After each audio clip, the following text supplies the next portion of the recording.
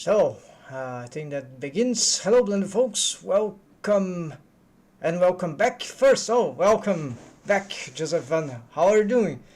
So, welcome, folks. This is Gnomes, and this is another live stream daily on the weekdays, at least on rigging in this case, or sometimes world building with scenery making, but here in Blender.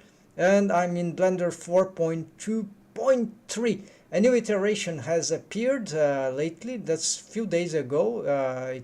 I think migrated from 4.2. This is auto-updated because I have Blender installed in my Windows. It's not the portable version you can get for alternatively. So this is a bit risky. Well, not for an LTS version, 4.2 LTS, but long-term support. But from I don't know what has changed, so this is a lack of support in the information. I don't know. So let's start, folks.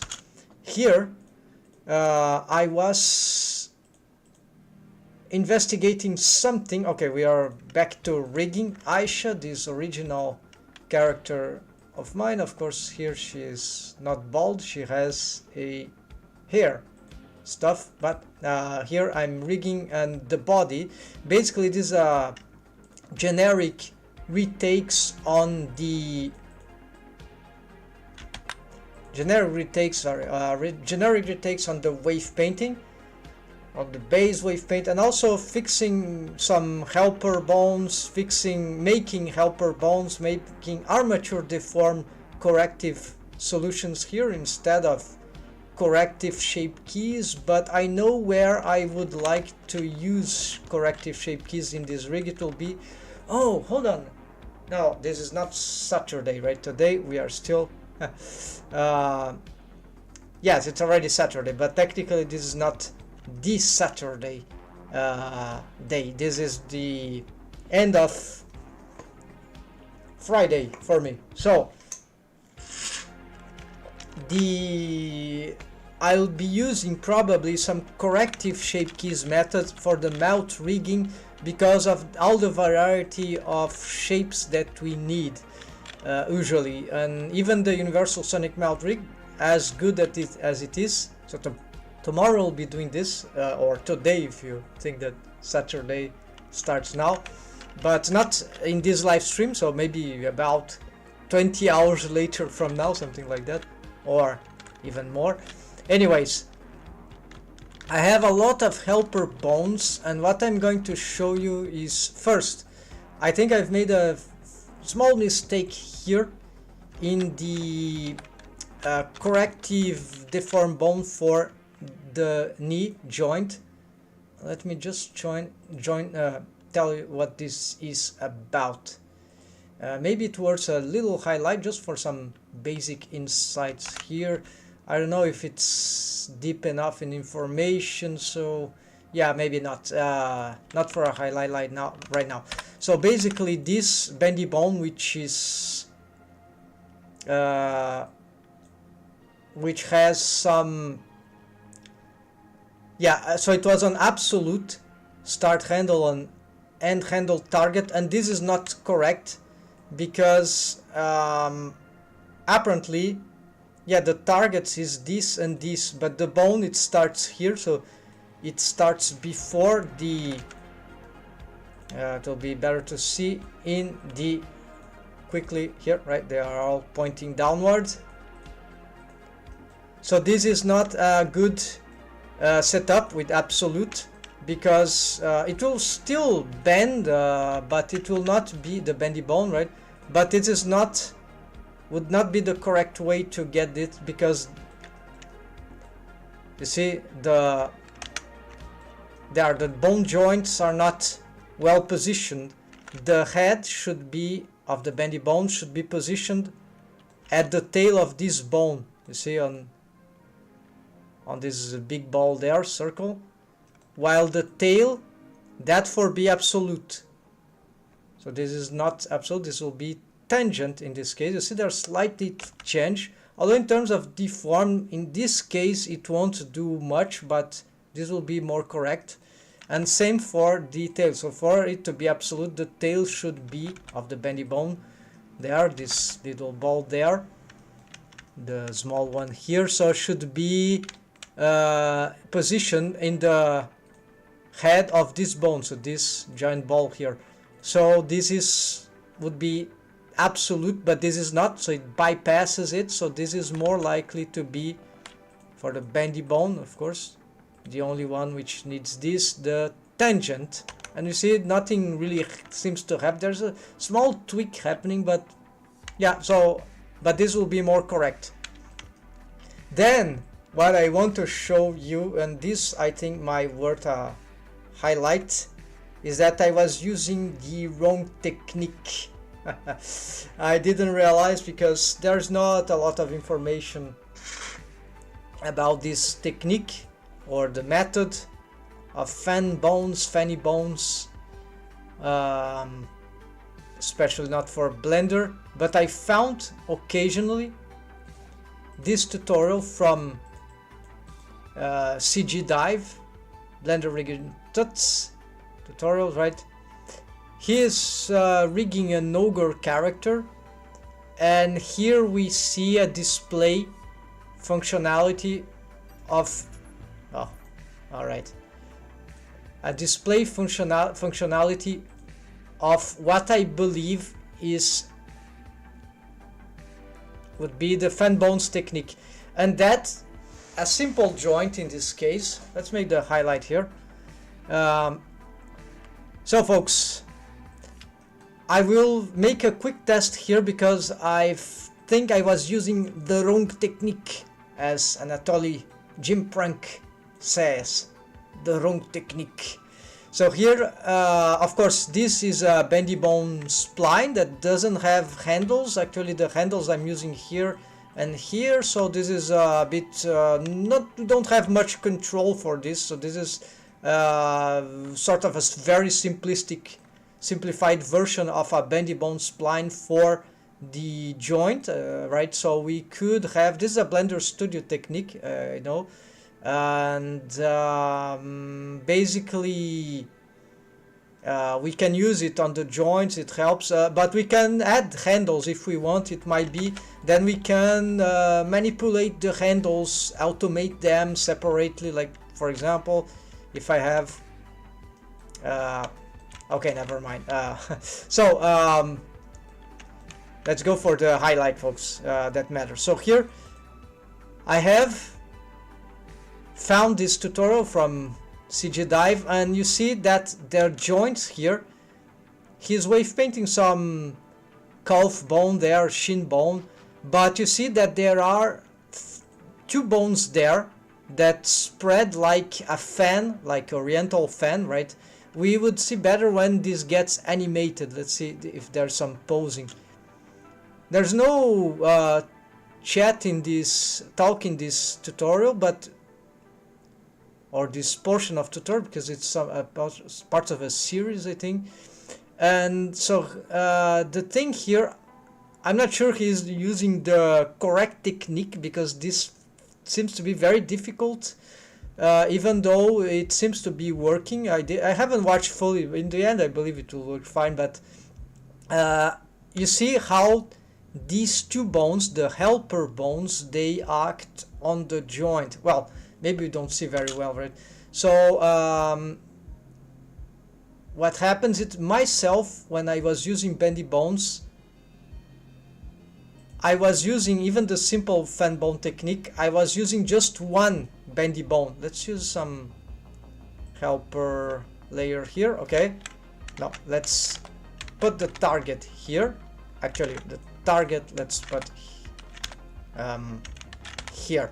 Alright, let's add a bone here, and let's make an exchange here. I'm gonna turn this into a non-deform bone,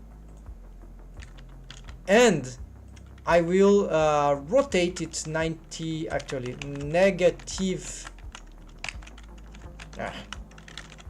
Okay, let's rotate negative, rotate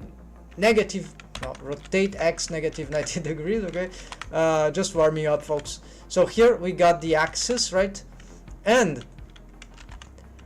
what I'm going to do with this bone is that I'm not gonna align perfectly, but the interesting thing of this tutorial is that the technique that involves what I believe are fan bones here, they are two, not one, like I would be doing here. And actually, usually the orientation doesn't really matter too much. It's a question of how we prefer to visualize stuff or organize the rig. So usually I would do like that. I would parent the fan bone to the thigh, to the shin bone, because the joint starts on the shin, right here. Here's the joint. So I'm gonna just hide this because this is already a non-deformed bone. I'm not using this bendy bone spline here. And so this is just a regular deformed bone with no waves. But, so what its functionality is that it will derotate in relation to the shin. So that will apply, if it have waves on the joint, it will derotate the joint and reduce the amount of artifacts, excessive rotations of the deformed bone. In this case, it's not exactly the rotation of this bone, technically it is, but more specifically is the in relation between the angle of active rotation that occurs between this, the shin, and the thigh, because they have blended waves, shared waves, right? If we going to check these shared waves on wave paint mode, they would be this and this. All right, so what I'm going to do, so one way that I used to do for the fan bone is to get it to bring the waves of the shin and the waves of the thigh. Like you can combine these with some technique with wave mix modifier or even visually, but I'm not gonna do here. So basically, wave mix modifier is this one. There's a tutorial about that online, so wave mix, yeah, so then you apply and that will change the vertex group, but we don't need that. We can do this differently,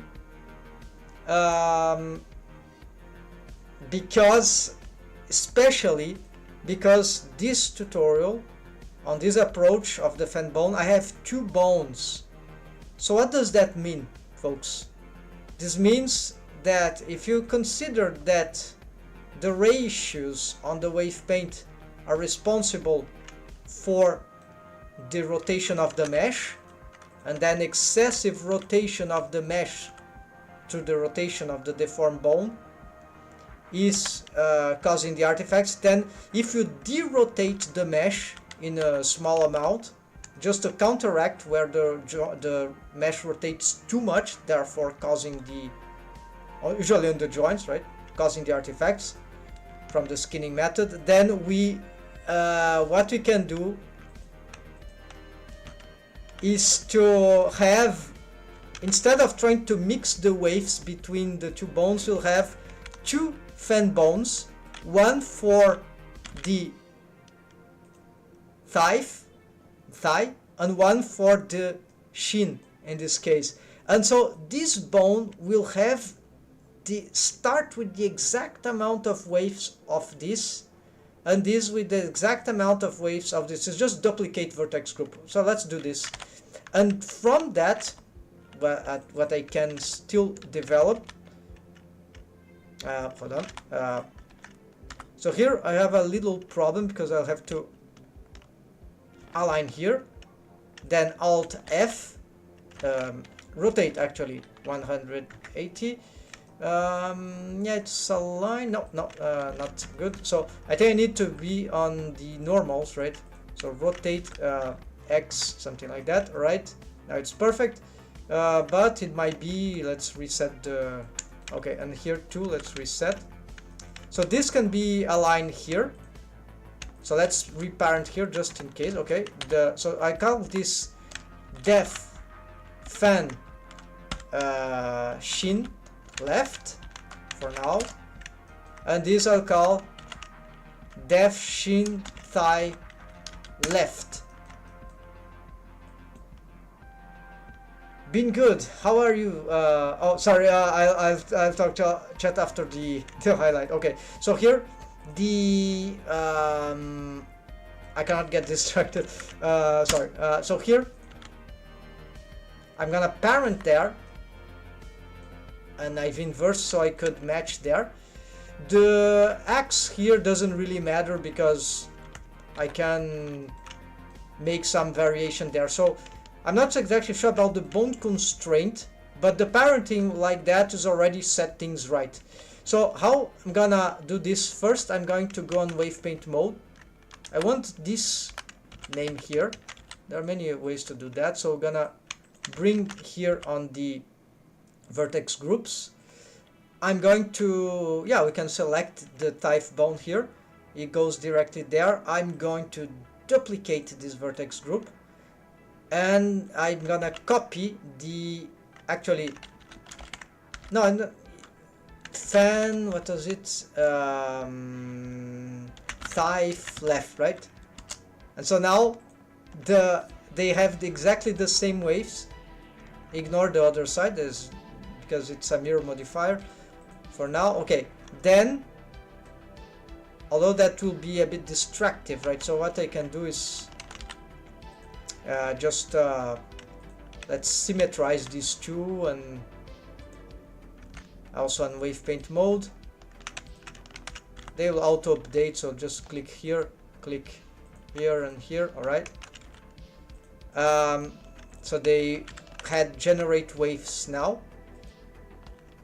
and then for this one I cannot select the bone on this, so I'm gonna instead, now I'm not gonna fail, I'll select this one, F2, copy this, then go on wave paint mode.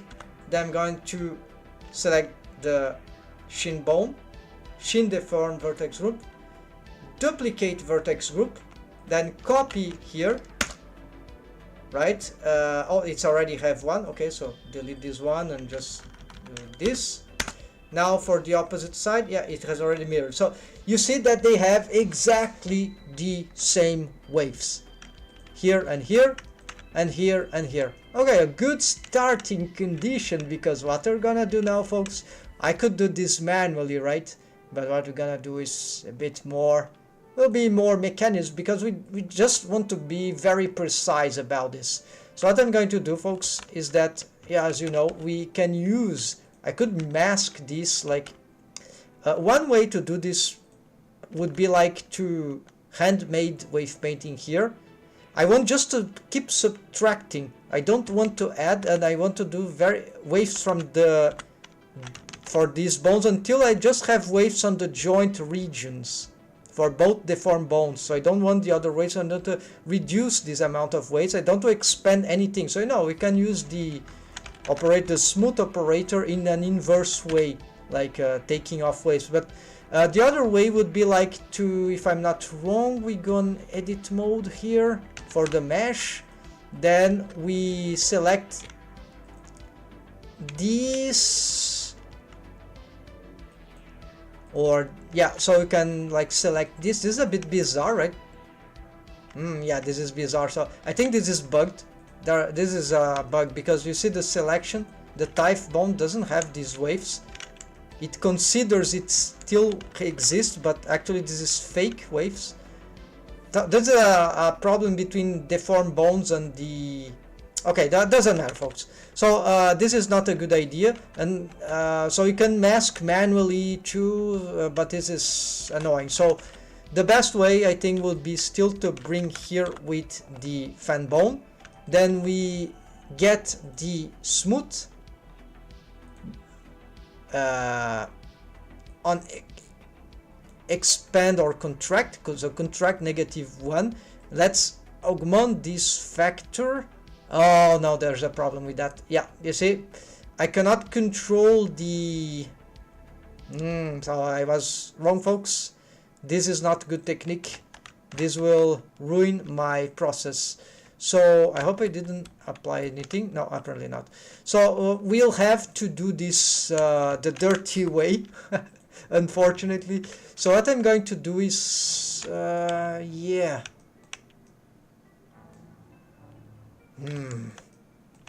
How I can make a selection here if I cannot see the waves. Yeah, also, let's hide this cloud. Sorry, folks. So see, this is not trivial, right? So, but it's not complicated, right? So, because, yeah, this is not so important. So what I need to, yeah, what I'll take into account is this thing. All right. So this is the upper threshold, and the bottom threshold for this will be here. So I just ignore all that. So I'm going to make a mask here, in which I'll just consider this. All right, actually, yeah, let's say this, Shift H. Let's actually, let's do something more like here. So I'm gonna just do this for now, because I want to take off the waves. This is time consuming, but okay. Here's my mask. I'm gonna invert the mask. Start with Shift X here, so I don't lose the... I want to contract the... Oh, there's some... I forgot something in the selection. Hold on, folks. Don't want any mistake here. Alright. So I want extreme precision, or, yeah, good precision. Let's do this again. Invert, Control X at wave 0. Then let's reduce, Control negative, on, no, Control plus. Control X again. And so now Control I. And here we can start to... I still can't use the smooth, right? Because, yeah. But actually this is... I'm confused because this is not a double fan bone. It's not a single fan bone that works for the two. This is for the sheen only. So it just needs... It's normal that it is more downward based for the wave paint, and the sheen and the thigh will be up base, right? So whatever. Then it might be correct actually to just smooth from here. Indeed, yeah. So at least I've took off a lot of weight. So let's use here. So I was partially wrong before. So let's use a contract here. And let's augment this factor like to something like here. Alright, so I leave this like that, even... Okay. And then we're going to do... Okay, I leave this like that because now I'm gonna go on the other one. And here I'll have a need of another selection, so maybe it will be... Yeah, so maybe we pick this. I don't know, let's do this and maybe a little more. Okay, then here, not lose here. I'm going to invert this mask. This is the fan bone, this is not the type, so I don't need that. Then let's continue upgrading this, and maybe not this one, right? So now let's invert this mask, and here maybe I'll have to do some manual work because... So I just augment the waves and gonna do some inversion. So it's the joint that matters. So this seems to be good. I see there's a mistake there. Let's make sure this is accurate. Yeah, maybe there was one vertex mistake there, but that should work. Okay, then from here I'm going to use the same smooth operator. And now if we compare between the two, they have somewhat similar. We can do this more actually, right? These bones, they are not working yet, right? So the way I've set them, they are doing nothing, so they are just following, so it's adding waves to the same mesh. So this is basically nothing. It does absolutely nothing in terms of results, because they are moving exactly the same as the bones. They share the same amount of waves, so it's like most likely, yeah, there's some variation because, right, but this is not relevant. So here we are going to create a bone constraint, which is a copy rotation on inverted manner, and yeah, a null one will be fine. Then copy local with parent, so because we want these to use the parent rotations or indirect local coordinates, whatever, direct and then redirect. We want to include every stuff in principle, and let's derotate now, usually something like that. Okay, this is not working, so we need to use maybe add here. And so as I move this here, as I rotate here, well, it's not doing exactly the, it should be inverted, right, in my opinion. So yeah, so in this case, so you see that this will rotate the mesh towards here, so I want to derotate that mesh of the shin on the other direction to usually some small amount, in this case at least.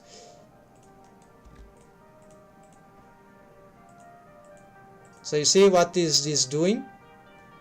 Then let's augment this just a little more. So you see, this is not exactly the same of the tutorial but we can do something like that.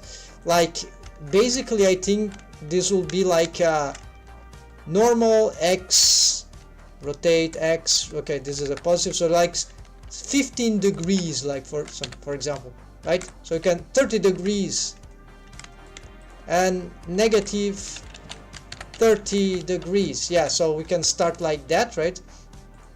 And so basically I know the exact angle now, so this looks like so this is more planified, but yeah, so this can work too. It really doesn't change the deforms at all.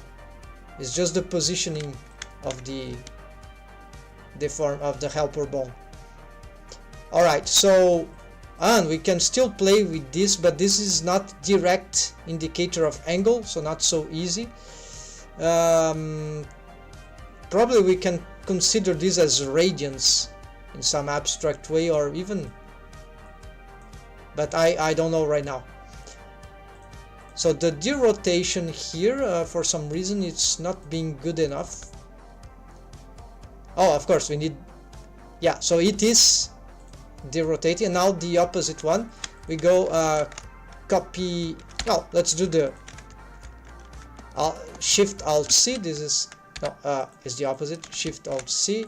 So copy here, then we just change the target for here and paste here. Is the only bone constraint you got. Is that sufficient?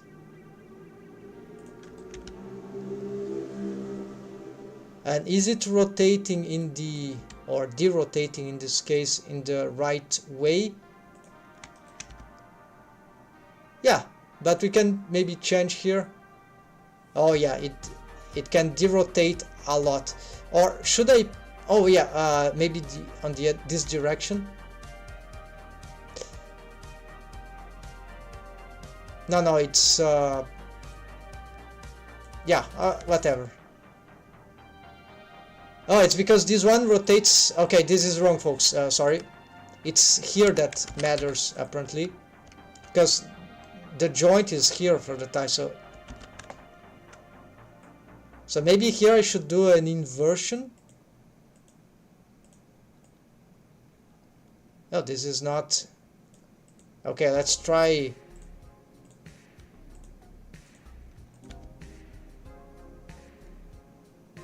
Yeah, so we got something. No, we don't got something. So here I'm not used with this approach, so maybe let's try replace, because we don't need anything else. So here maybe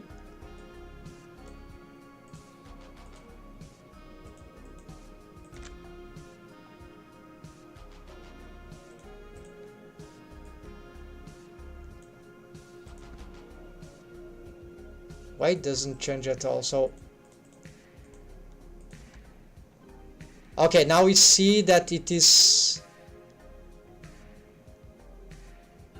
Alright, so I have to investigate further how this works, but in principle, so if we turn them off, so this is a very organized way to do this, because you see what we did before. So folks, sorry, I don't know exactly, so I'm turning them the form on and off.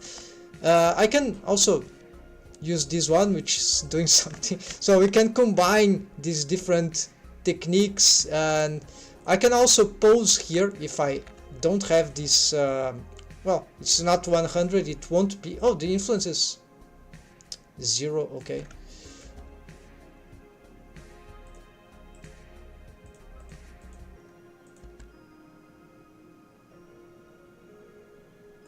yeah, I think this one should be inverted because it's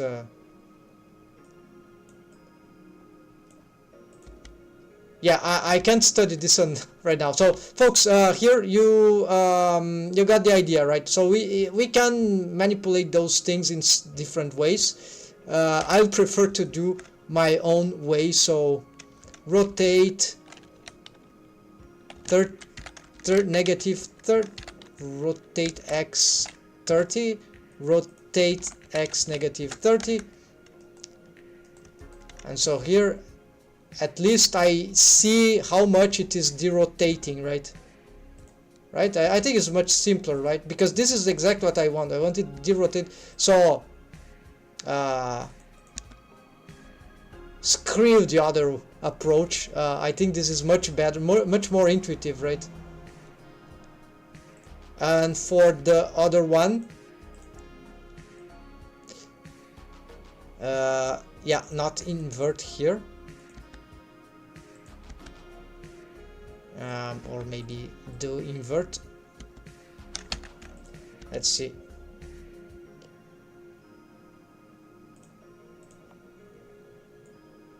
Rotation is doing that. We need, yeah, perhaps to. Okay, so I don't know here what should be the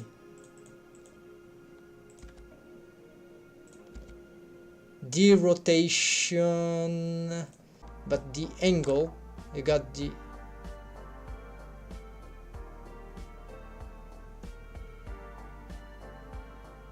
so you got like that. That is so confusing. So something here, because the joint, the mesh in the joint is suffering some sort of rotation, right? So I don't know, maybe it will be about here anyway. So more derotation, right? So yes, so maybe this helps. And even though this is not sufficient to solve all the joint problems that I have, so here the fan bones on their own, this couple, here without, so, right? Nothing, but you can test those things. Eventually there would be some solution that would help in at least simple joints. I know this is helpful for the type, and so for some reason maybe my influence are just too small and this needs to be larger. No, even that.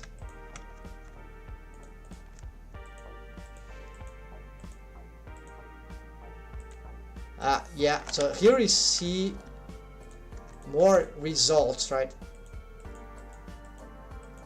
right? Turn on. Good. So we want this indeed. We don't want this, right? We want this, and here we want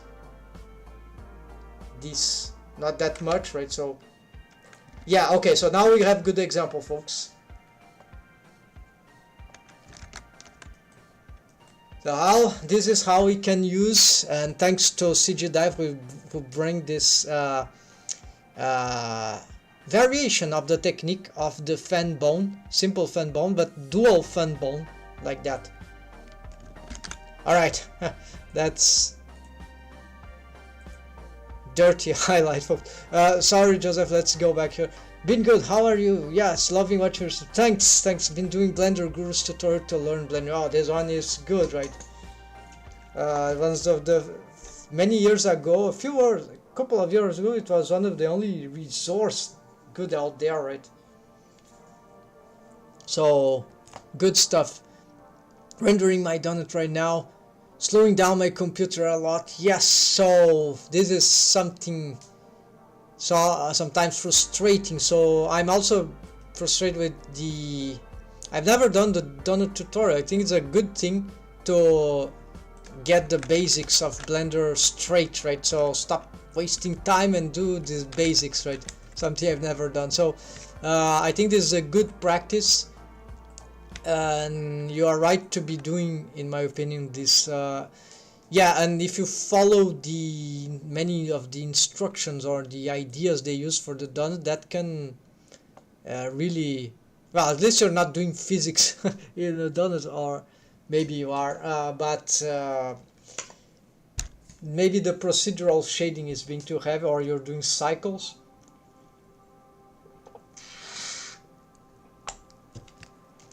So folks, here we're gonna just wave paint this, move this to the, just make sure they are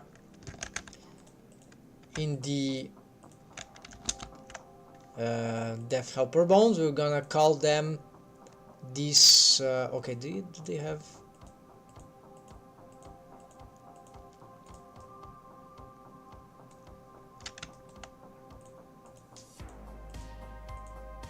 Let's symmetrize them, but let's first give them some color. This helper bones orange, then symmetrize, and there we go.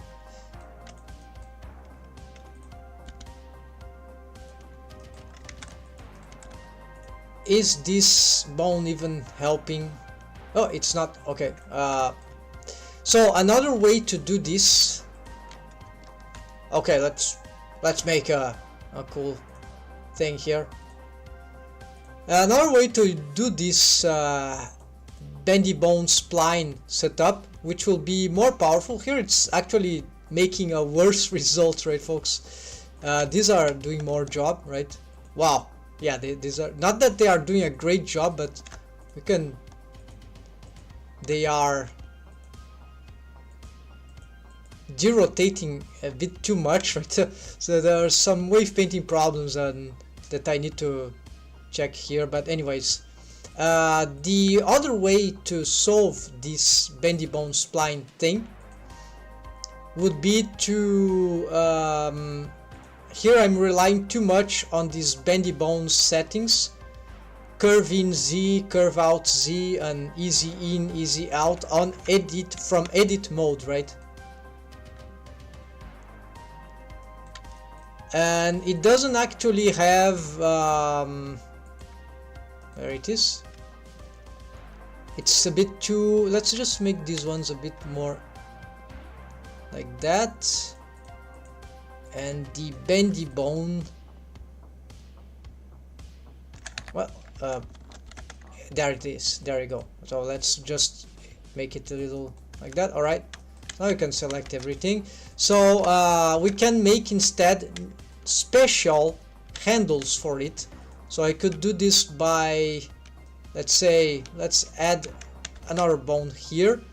Let's show the axis, Alt F, let's invert it. Let's align this with the thigh, and now let's move this in the middle of the thigh, Let's make its shape someone looking like some sort of handle, typical handle. Now move them on the normal transform orientations, GY.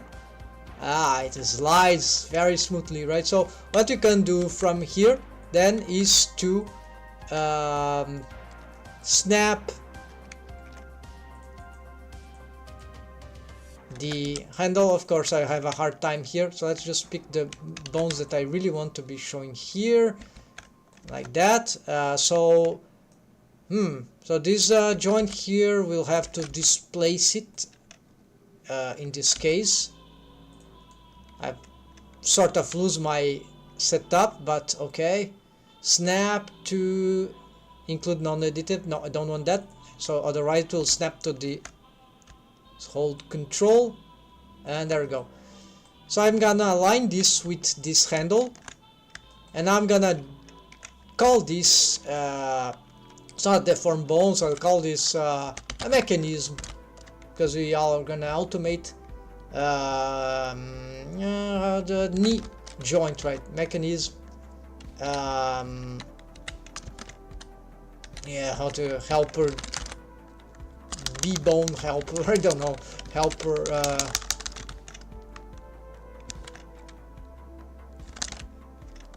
yeah, whatever, mechanism knee 001 shift left, alright, shift D.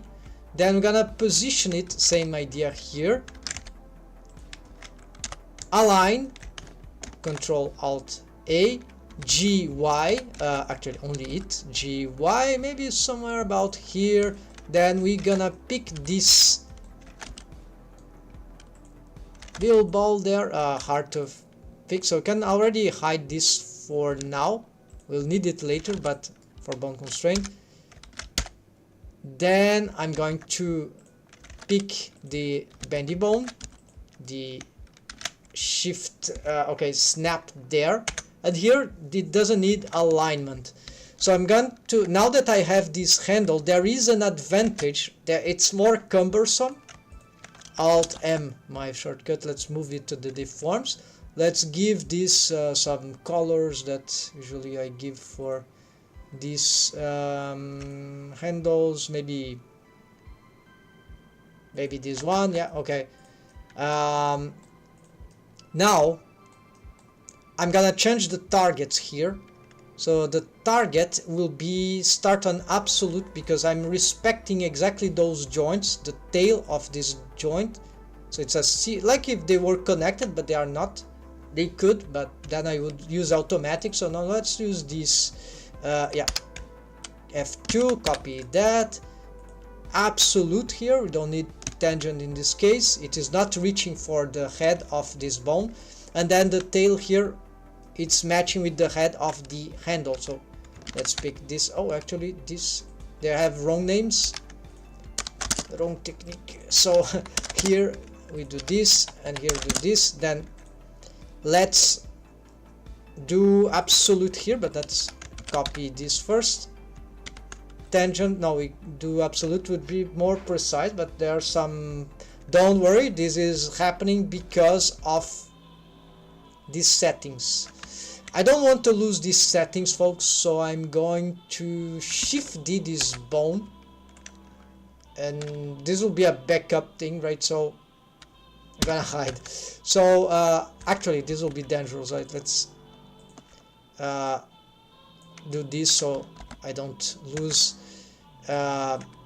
Okay, let's bring here, and down on edit mode I'm gonna reset all those things. We're gonna still maybe use something about this, and so now it is, well,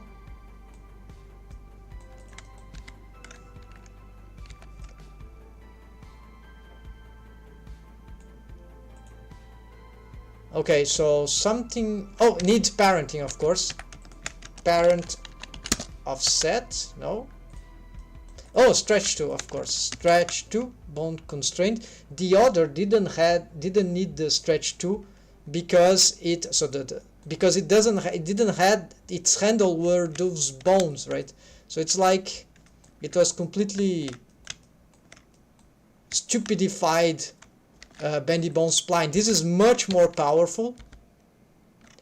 And now, yeah, it is a deforming bone indeed.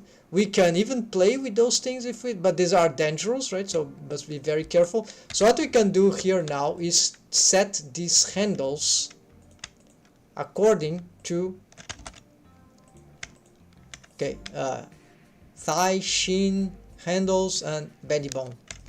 So now we can play the following, because first let's parent this to this and parent this to this, and remember they are exactly aligned, and I moved them. Let's also pick these controllers here. Ah, I did the wrong thing. Alright, so this is all we need. Actually, we need also this. Alright,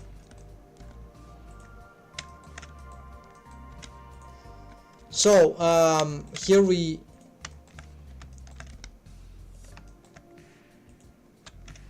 there are many things we can do, right?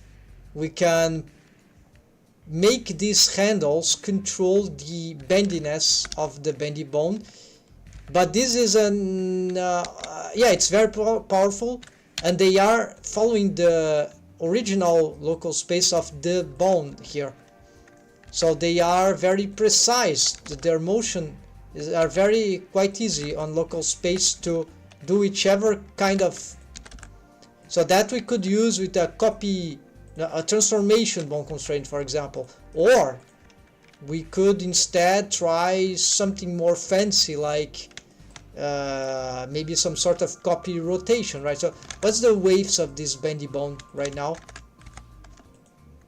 It's something like that. So I'm not gonna change the waves, this can vary, but usually these helper bendy bone splines, they should be quite smoothed in their wave. So this seems to be accurate. Maybe it could be a little more expensive, right? It doesn't need to be so you can do like smooth here, and now instead of we can expand this, no, we just, yeah, something, not sure here how to do. So I want to have more waves, but I don't really want to expand this too much like that. So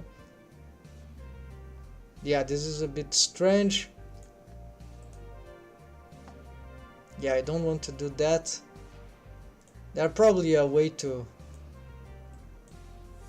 so maybe not this operator, but let's say levels. No, too dangerous. Gain. Yeah, this is too, oh, like there. Okay, offset. Okay, offset. Let's offset a little more, like,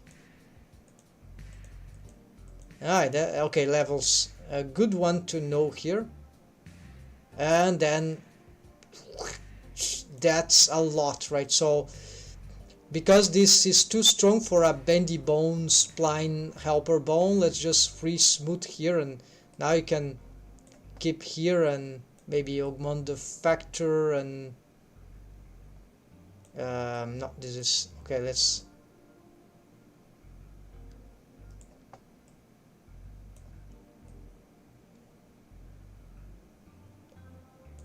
okay, we can accept this one, not iterations, but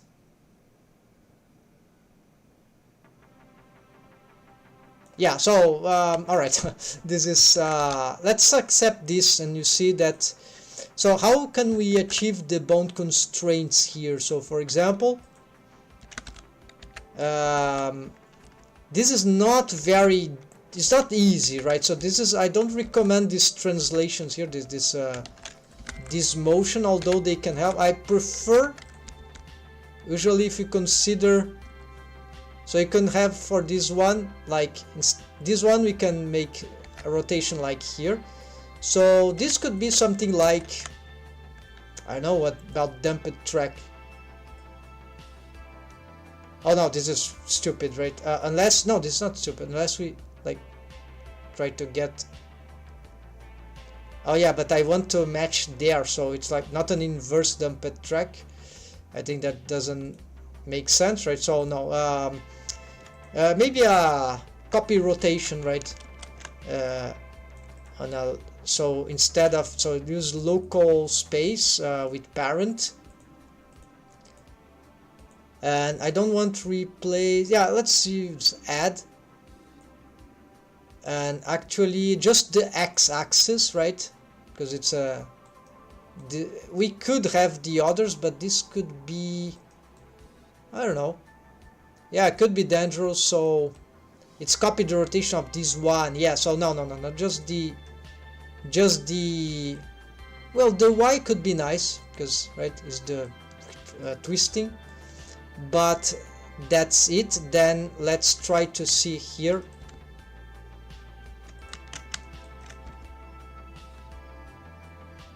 I don't really see much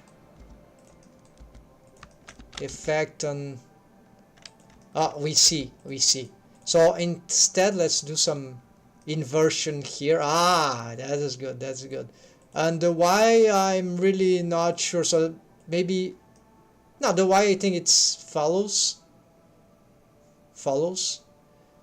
yeah. So we want larger influence, so it will, and we need to test here too, because sometimes we may have achieved a good result here, but this will be disastrous, so must be careful.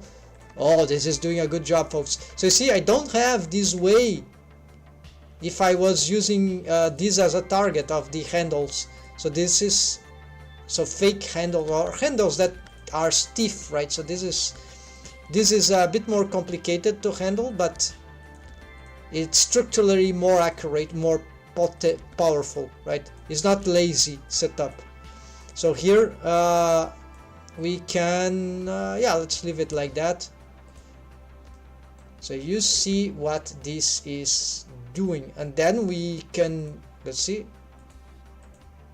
yeah, why not? So maybe we don't want that much, so let's reduce this to that amount in influence. So it's a subtle result, and if we didn't have it, okay, this helps a little, but there is the other, folks, and this is just one helper bone. So let's get it like a, again, Shift Alt C. Then now I can use the same target here, because this is the bone, that deformed bone that is rotating from this joint, even though the relation is between the angle between this is the angle between these two bones, deformed bones. The transforms of this bone, the shin bone, matters more here. Then here, what we can do, yeah, copy the axis, invert the x, yeah, I want some sort of adding the rotation, or adding, yeah, exactly, adding the rotation. So this will act a bit like a fan bone, or no, wait, this maybe we want,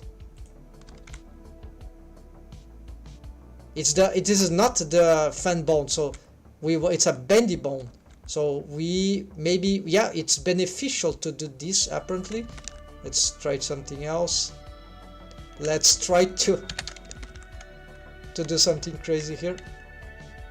Yeah, this can be dangerous but tempting, right? But this will be a transformation bone constraint, right? So now let's reset its stuff, but we want this, so it's positive. Let's not invert then, and you see this seems to be a good result. Let's check now here the, okay, this seems to be nice. This is doing fine, folks. So this is the technique that I was using usually for the joints. Oh, this is good. This is doing a lot of effects, right? And we can still, okay, it's curved, remember, because it starts slightly curved, maybe, yeah, so it's probably better. And here we go. So here we have so far this is the most, yeah, better than the simple fan bone, better than the double simple fan bone, better than the bendy bone spline without the handles, their special handles. So we could, I remember, maybe we can play with the segments. So see, no segments, it's a regular deformed bone, very bad. With a bendy bone, augmenting the segments then doesn't seem to do anything. So here, for this bendy bone, we can leave it at 3, or just for it to be looking good, 7. Yeah, just for it to be looking good. So fancy. So yes, it's very smooth, so I'm a bit concerned about the smoothness of it. So maybe we can play a little more here to allow me to expand this a little more, because this is very interesting. So we could make perhaps a curve out. Here we need to be, or just this one, but be very... So the easing, yeah, this has very powerful values. Here it's hard to see the results, so let's just play with the curve in X and the curve. Yeah, so let's just do this. So a little on edit mode, and let's just see if that on here has any. So here we can use on pose mode to test those ones. So if we can see if we need more or less. So if we need, no, less of this is bad, more of this, oh, this, okay, maybe, so I was right to improve here, and here more, no, hold on, so, okay, maybe you want more of this, not less of this, so more of this, and less of this, no, more of this. So also be very careful, because now we need to check how it would look here in the leg is stretched. So you see, this is not that good, right? So we need to not exaggerate that as much, so we can add a little more, very subtle, right? So something, maybe I can add like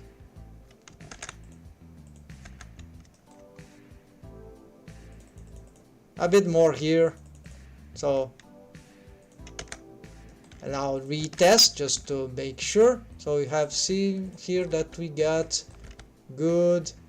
Well, there's something there that might not be.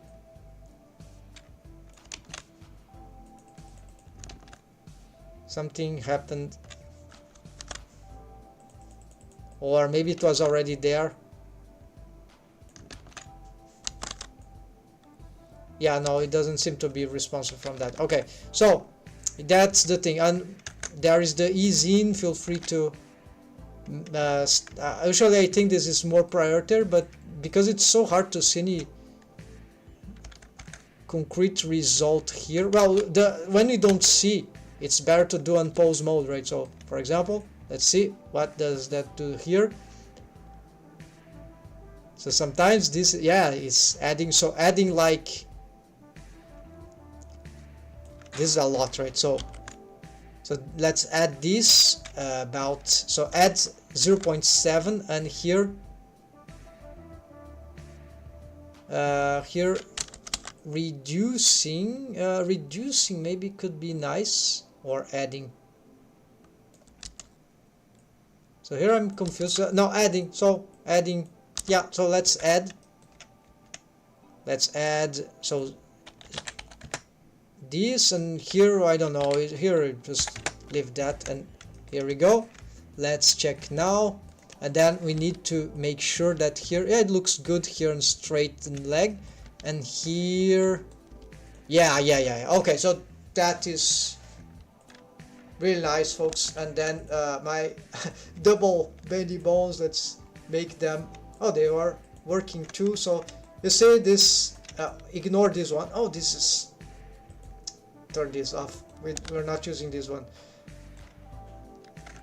There we go, folks. So this is how we can play with those things. And then of course wave painting, feel free to get crazy with that. No, wave painting we avoid if possible.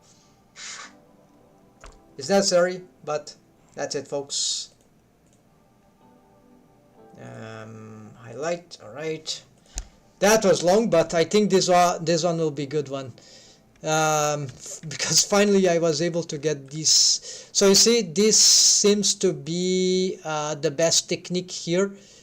So same as this geometry, right? Being too economical in rigging, not that good, right, folks? So let's get this thing here. Shift, yeah, symmetrize that. Then let's make sure these are symmetrized. And yeah, because the rest will be the rest, right? Backup.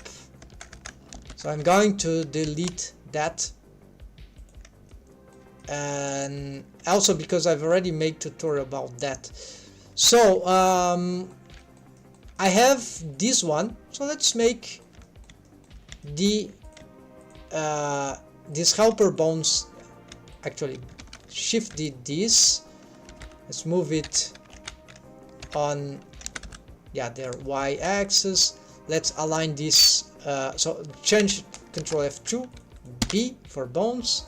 Find replace. So maybe mechanism. Yeah, mechanism. So we call this instead of knee, let's call this elbow. And let's also change their strip characters.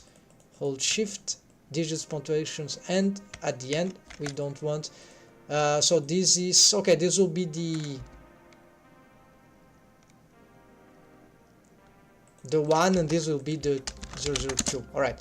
So this will be aligned here, and this will be aligned here, and so we bring here the 01 to here, and the 01 we bring to here, and then we parent this here, we parent this here.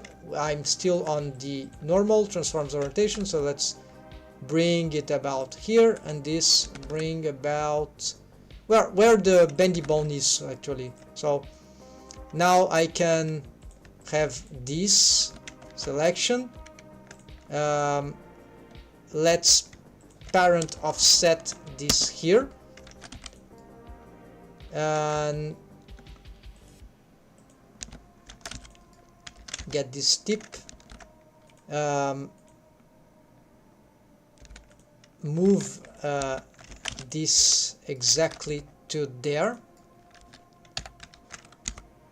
Then let's align the bendy bone with this. Then here let's select this one, place it here, select the bendy bone and place there. There we go. Now I can stretch to on pose mode. Actually, let's change the targets, right? So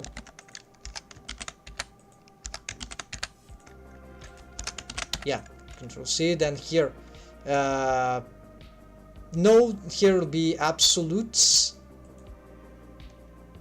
here, and here we just change there. We can already symmet, no, not yet. Let's add the stretch 2, and now yes, let's symmetrize that. Let's also resymmetrize that, just in case. I don't remember if I've done that. All right,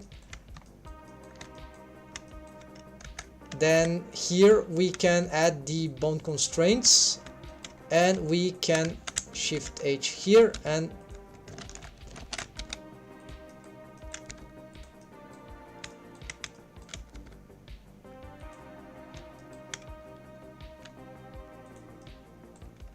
so maybe these ones, yeah, let's maintain this size. Maybe this we can do something like that. All right, expand this to 7. Then what I want here is to not do that, so we want to play with the rotations, right?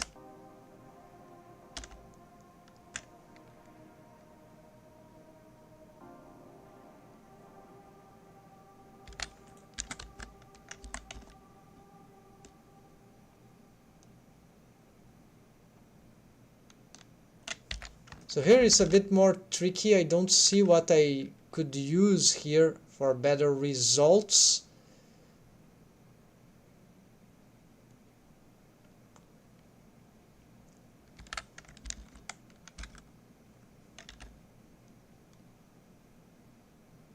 The wave painting, maybe, yeah, this could be a question of better wave paint. So yeah, so this for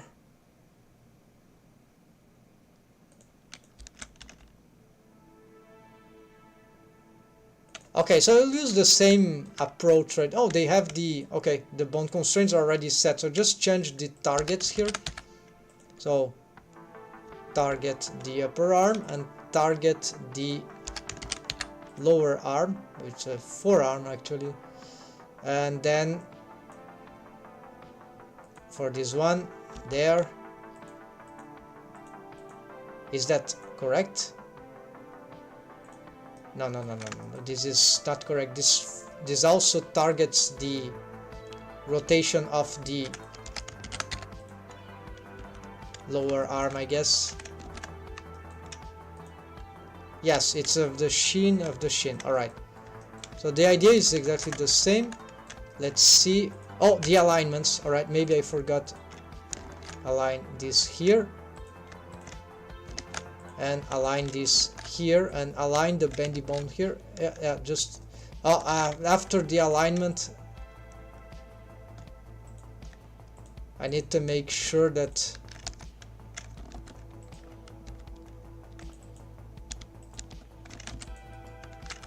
this is not super required, but that's all right. So here we can check again. So straight and bent. This looks quite good. Yeah, this looks good. Then I need to, yeah, we could play with the, oh, this dumped track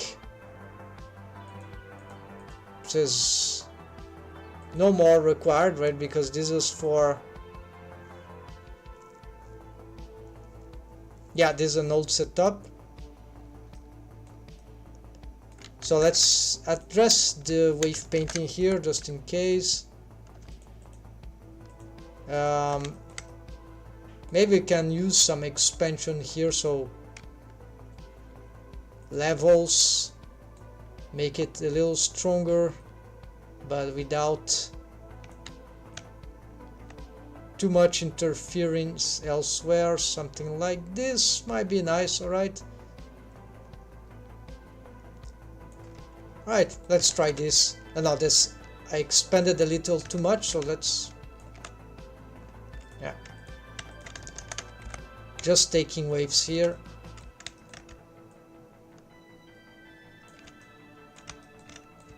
Not this will be bad, but yeah, let's take this off. I think it's, I want some clear thresholds here for my,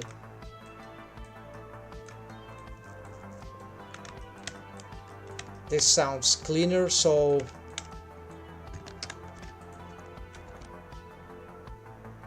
you see that this is looking quite good by what you achieve usually by default.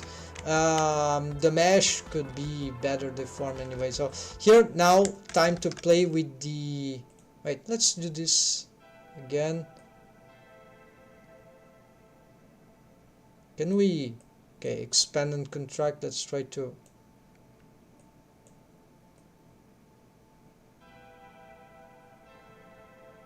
yeah, let's do this.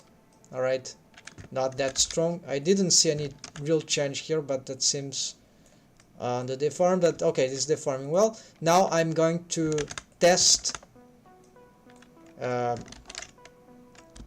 this is so annoying. Okay, let's get this, let's make another highlight here for this.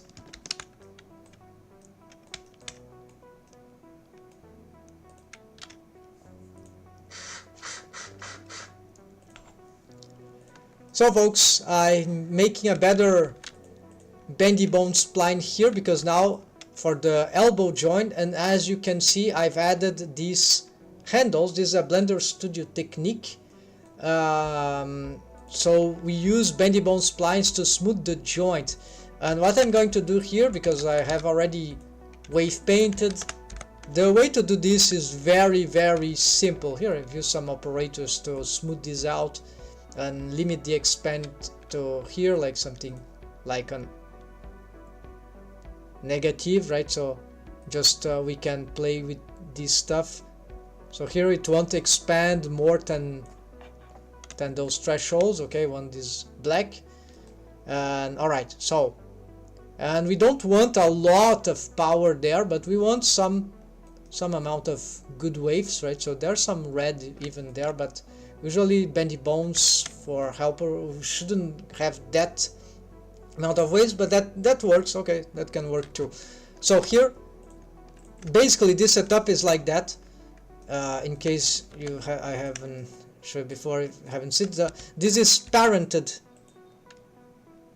It's a mechanism bomb because you don't pose it manually, but basically it is parented to the upper arm, deform upper arm, and this is parented to the lower upper arm. And I just align here and align the handle to this, and then position this. So simple setup, absolute starts and handle exactly like that, right? So no mystery here, and stretch to bone constraint, right, as usual, to the final target, and target, right, and handle. And then we got we can play with this bendy bone settings now to make this even better. So basically what we get here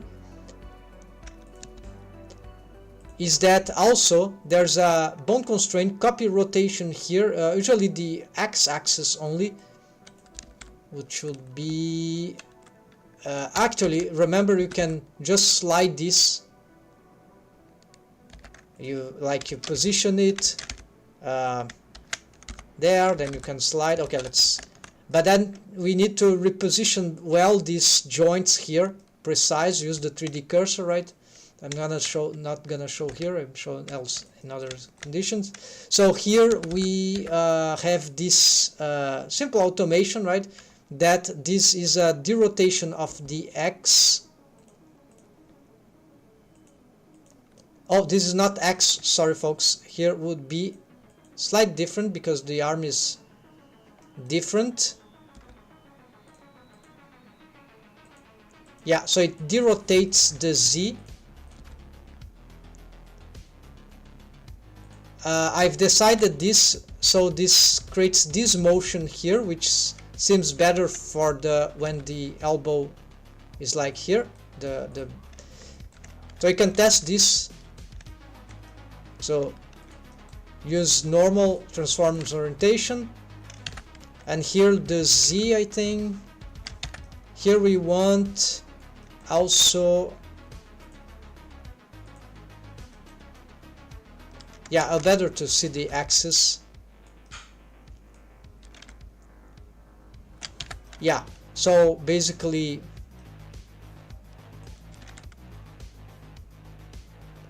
we want this one to be like here. So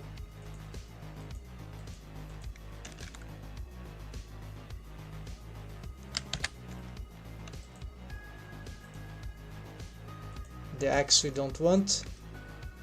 So just to simplify, the Y is the twisting, so the Y can be interesting. Let's just check here, compare, because I have one for the knee also, but it needs to adapt, right? So here is,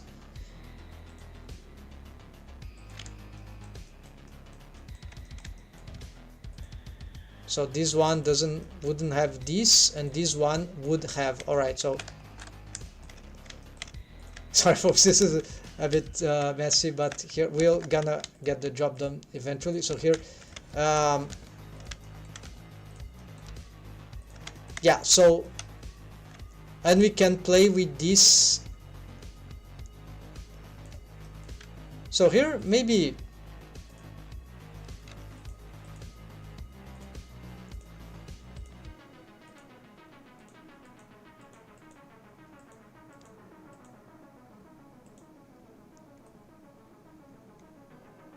let's turn it off and check manually, right, what we think is better, because here it's really confusing.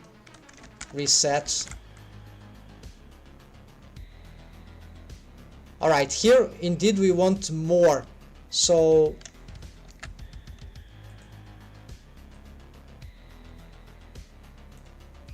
adding more is just this, right? And this one we want also to add, or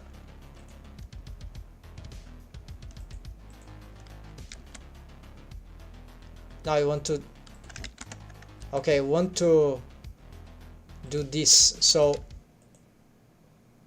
let's do a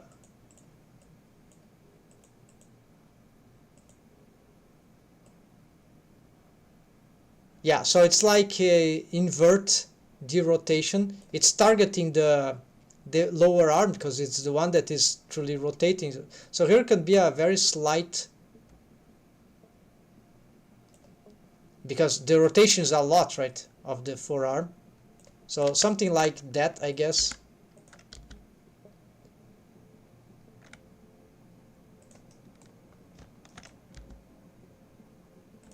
And we need to check what that happens when the forearm. So there are many ways to set up that, right, folks? Then again, as I did for the, we can also play with the bendy bones settings here to get this thing a little better. So usually, yeah, so we need to test this on pose mode, right? It will be better. So here, something like that.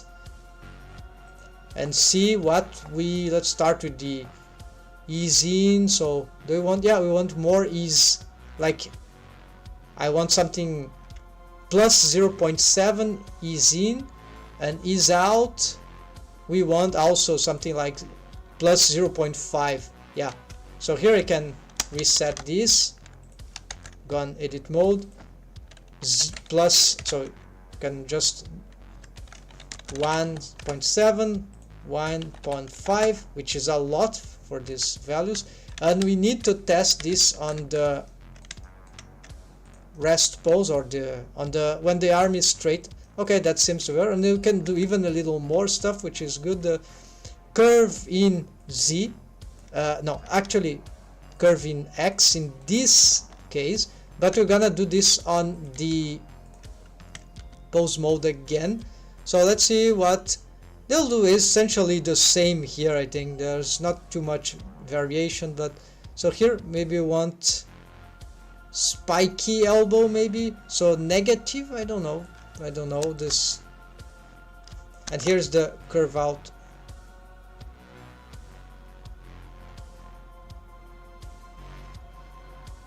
Yeah, so you can like get these values, like so 0 point negative,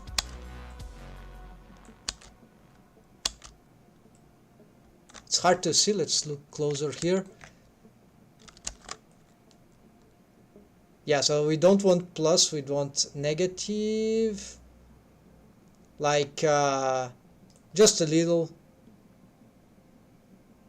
and also, yeah, just a little. So yeah, you can say that we reset here. So let's also change this to curved. Not that this will be doing, yeah, this is not exactly too much significant apparently. So here we can just add, let's say, negative here and here, and okay, and then let's see. Good. So that is it, folks. So you can use this helper bendy bone splines on many joints, but they're mostly effective for, in my personal opinion, for the simple joints or maybe intermediate joints, but it can be a bit more tricky there. And also for the pelvis or for the elbow, the armpit, we can use them a lot. They can, so they can be very useful to, the idea is smooth, I call them smoother helper bendy bone splines, because they are really smoothing out the, and if you want more, you can get other automation with transformation or drivers, right? Transformation bone constraint. It's a bit more complicated to use, but there are tutorials about that. That's it, folks. Another highlight. Alright, and now get this to be symmetrized and reset. So this is good improvement on this. Let's go next onto the helper bones here.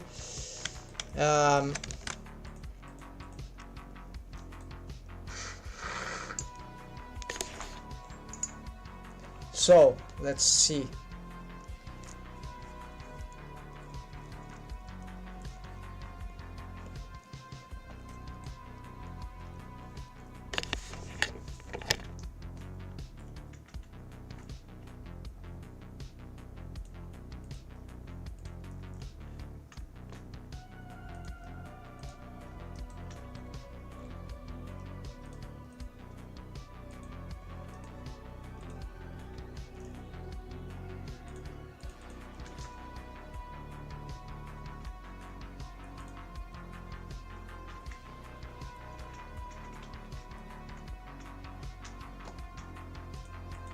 Sorry folks, I was doing something in parallel. So here, let's check my list here. Okay, this, you say I'm not using this for the elbow because the bendy bone spline is sort of doing a lot of job, but this can be also useful.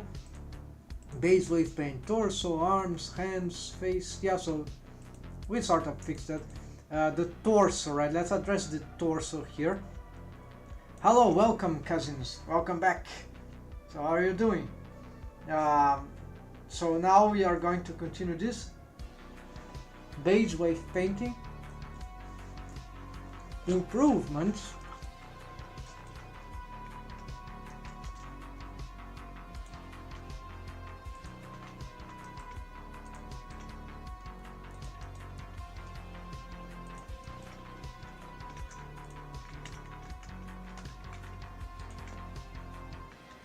So let's avoid the rogue waves.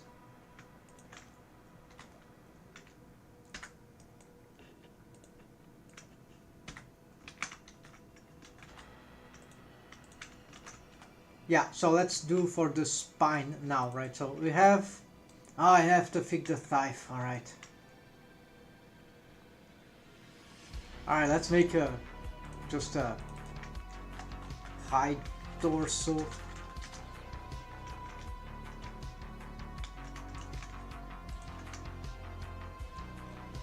With just this selection here. All right, so I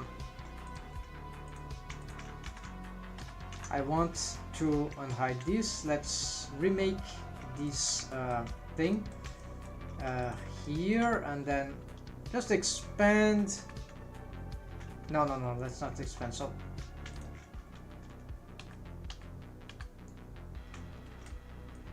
okay, this. Then we pick this and all this, all surrounding this, this area in the center. Yeah, for the thigh, I think that can be.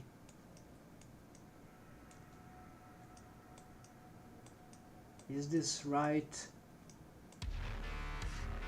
No, let's not pick this. Alright. Although this can be problematic later on, but let's leave it like that for regularity. So,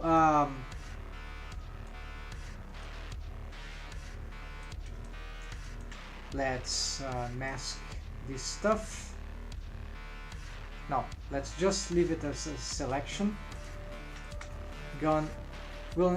Now I will study about widgets from Unreal to make a game menu. Oh, that's widgets. What are widgets in Unreal? Are there like the widgets custom shapes of Blender, or does it mean something else?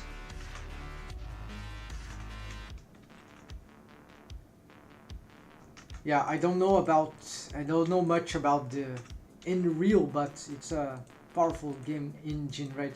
So here what we can do is just use this operator, smooth, expand, at contract actually, and then let's do a lot here. Maybe augment this iteration.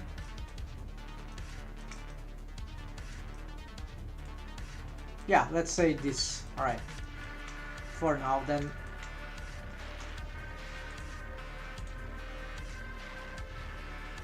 Oh, this is wrong.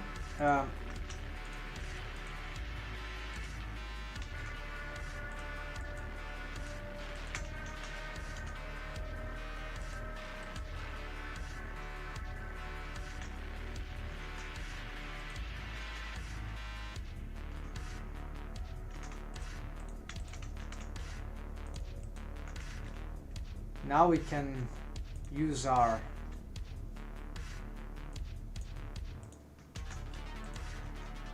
selection here.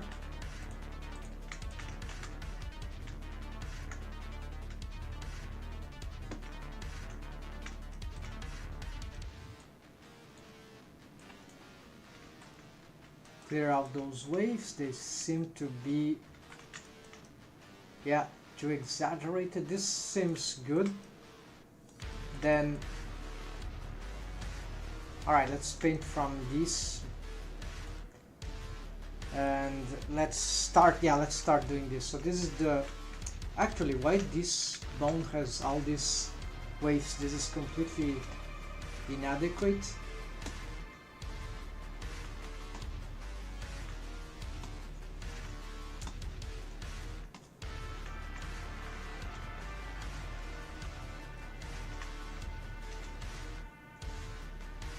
Yeah, so here we want some stronger waves, maybe, yeah, add.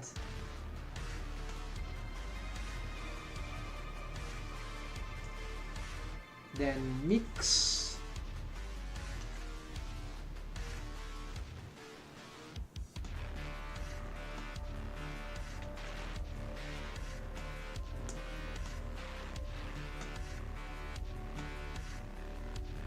We can probably blur this.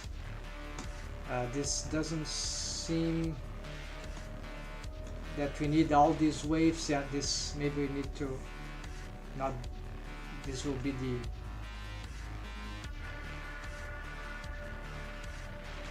Yeah, let's define some threshold here, maybe about here, right?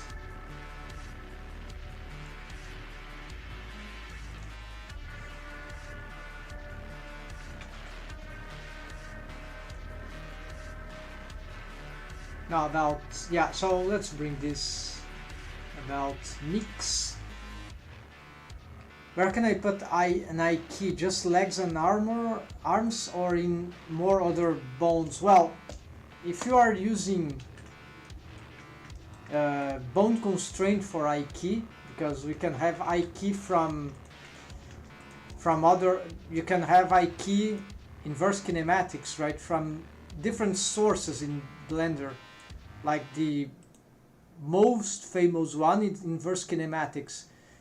You can have in tentacles, tails, ears, even here, for example, we could have a I key here. So, but here's not a sequence of a connected chain, so I cannot do I key here. But wait, I just got a crazy idea. We can do I key with. Let's try something.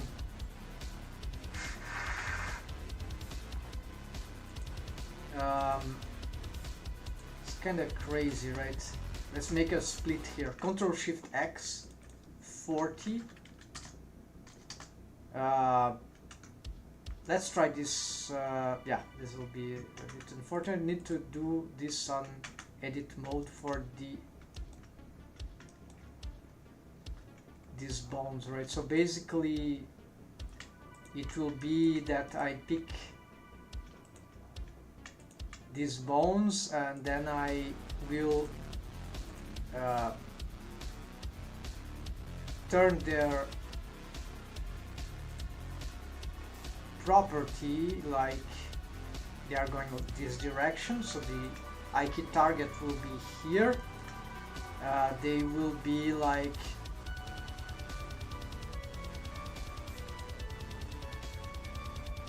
automatic. Yeah, automatic,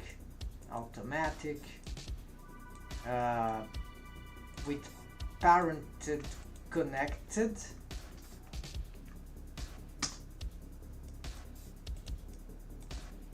This is too messy, right? We need to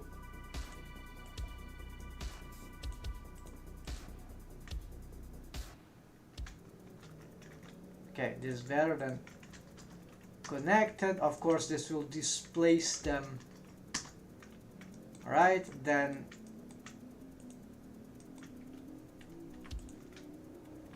alright, it's a parented F key chain, so this is still the handle, it is connected, so all automatic.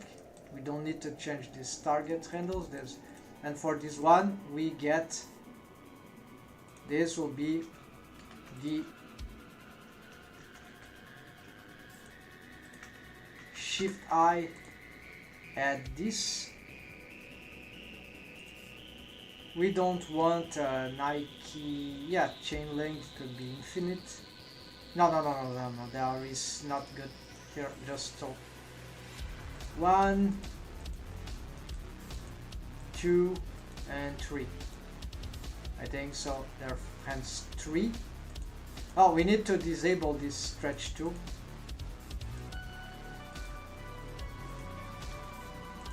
And also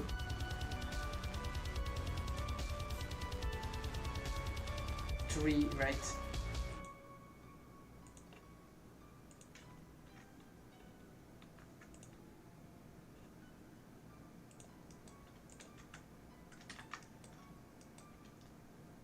We don't have a pole,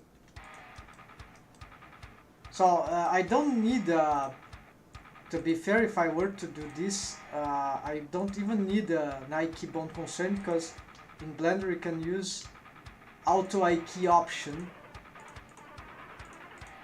So if I have the IK chain there, an F key chain of connected parenting, I can use auto IK and do this, the IK directly from this. So you see, I'm ignoring the IK bone constraint. They even work together, but this will be a little more problematic. Yeah, there are some conflicting depending on the IK chain, so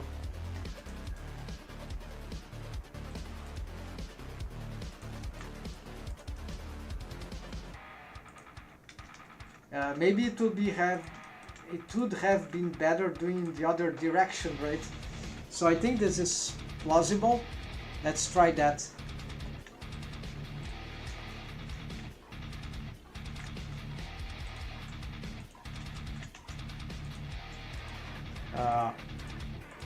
Alt F. Now they are in the other direction. I'll connect like that. No, connect here. For some reason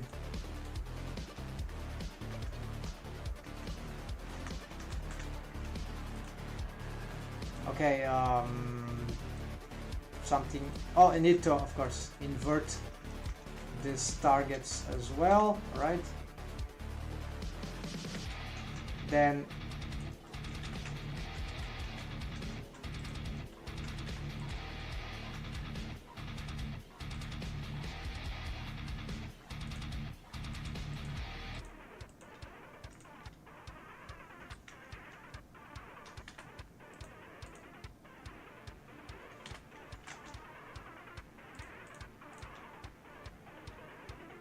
yeah, so it's not very, there should be a way to do this properly, but It's so this is why spline key can be used for the face rig. Someone was talking about that recently. So we can have this.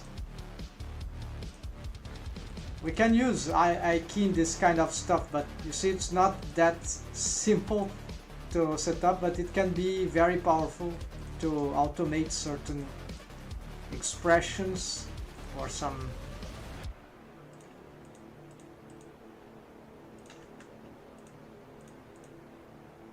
but it's tricky. Yeah, so I've done this auto spline key bond constraint with curve objects around here, so this also can be interesting, but here the chains, they are not chains to working, so because of the way these body bond splines are, so I don't have a chain to work from. It's just a single bonds there. So we can have another idea, but I think it's not favorable. I've tried recently, but it goes crazy. It's like for the head bone, right? Have an I key for the head, but then it affects the arms. It's complicated. So I think for the body, usually it's the arms. The fingers, yes, you can have on the fingers. But in the fingers, I'm doing auto I key option, right? So I don't need an I key bond constraint setting for each. It's not too hard, right? But we don't need that because if we animate inside Blender, because you have auto I key, and that's just too good. But auto I key doesn't allow certain features, like, or if it allows, it is very hard to achieve with like this thing, the foot control, hand control pinning, right? This stuff auto I key cannot do on its own, or at least not in an easy way. So this is a feature that I key bond constraint can provide. So this is good for, maybe that is useful for the fingers, but I think for the fingers auto I key it's much better, because you see I have way more control.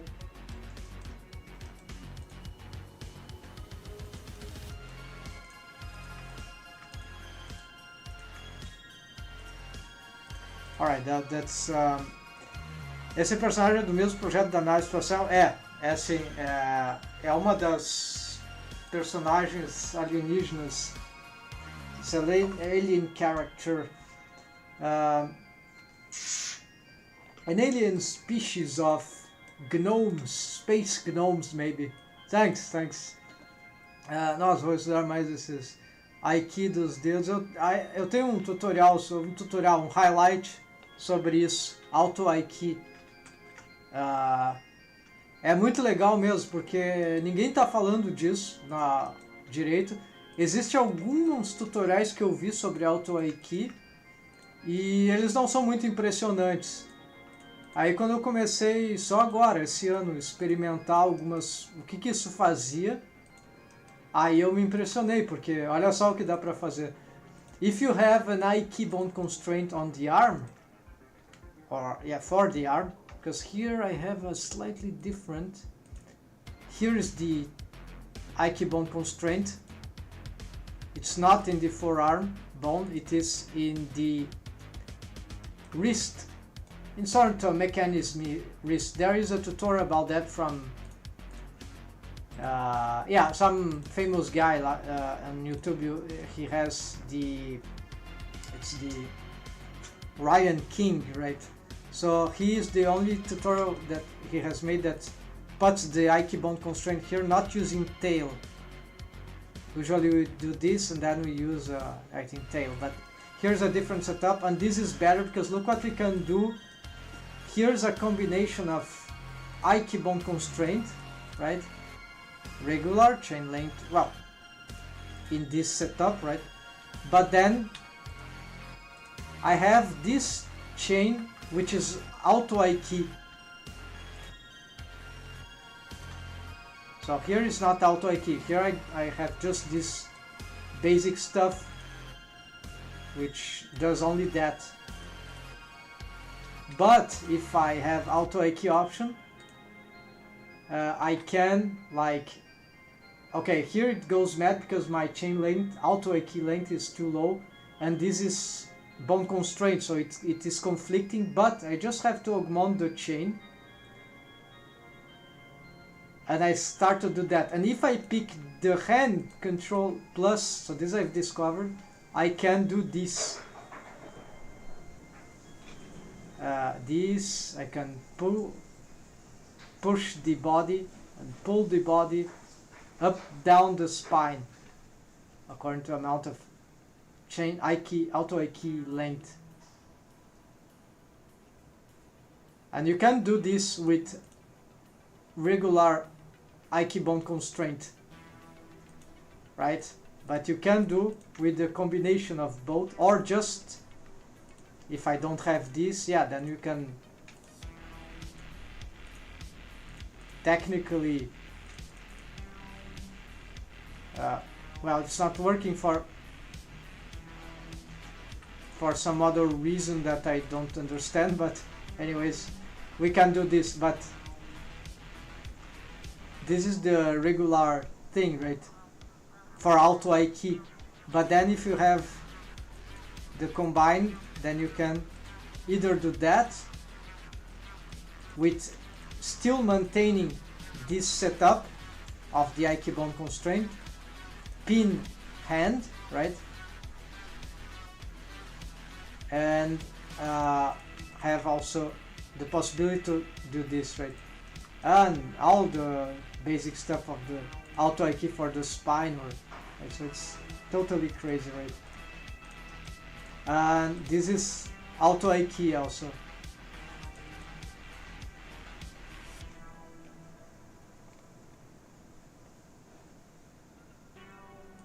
And you can still rotate anything independently, right? So this is not auto IK, this is just rotation.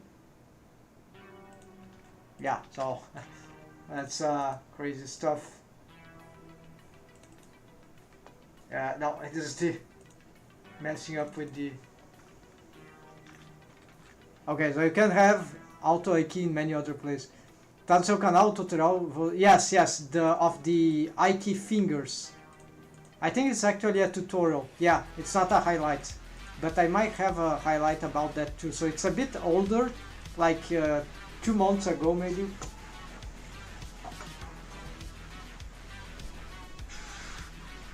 So let's continue with the these things here. Let's go for the.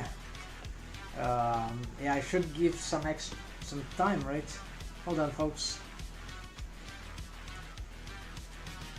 I need something like, yeah, let's not bypass 1 hour from now, otherwise this will become too long. It's already a bit long, sorry folks. So here we need, yeah, go back here. So I was fixing the wave painting of the spine. Okay, this seems to be smooth. Oh, this, yeah, indeed. Let's get more smoothness on this area here. So this is the first threshold of hip stiff joint, and this will be the second threshold, which will include the buttocks. So 2 thresholds, and this is wave paint layering. So I never used this technique before, or maybe I've used, but not with this amount of precision planning. So with the mesh topology guy leading, right? So maybe I need to do something here.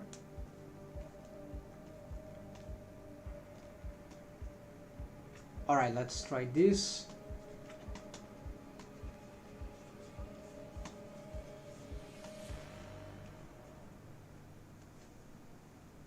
Blur that.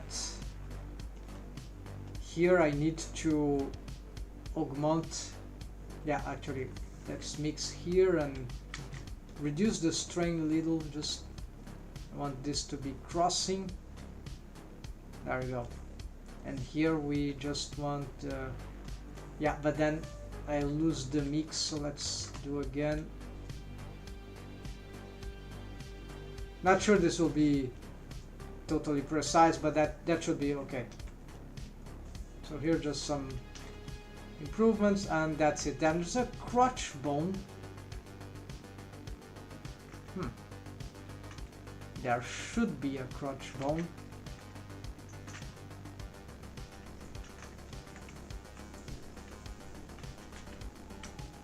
But I don't see it. Must be in some other setup, another.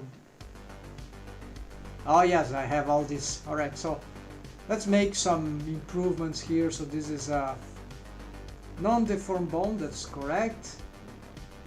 And let's repositioning this bone already. So this will be exactly there. Let's align it with the deformed type, and let's parent it to deformed type. Keep offset. Let's actually no, just here. Let's do this. Let's also add the copy. Oh, it has some now old automation, so I don't bother with that now. Maybe we're gonna reuse those things. Yeah, we can reuse those things. So copy rotation. I'll invert local with parent, local with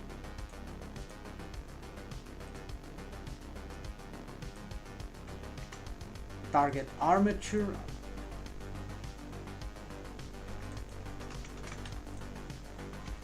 Paste that, add an inversion, I think, and then let's see. It's not working. Why? I'm surprised. There we go. So this derotates about here. All right, let's see what's the value that I've used originally. Yeah, that's okay. But this is not a simple fan bone. This will derotate a whole structure of fanny bones, I've called them. So this is a technique from a professor in some Australian university. The documentation I cannot find online, but so basically it was published in some review of 3D World magazine forum long time ago, 2004. The name of the teacher was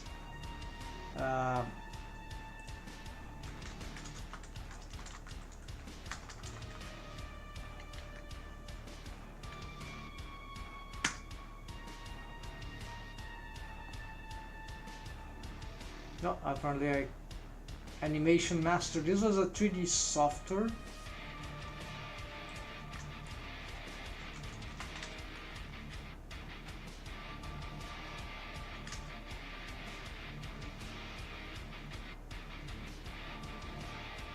This is some discussion about fan bones. I think here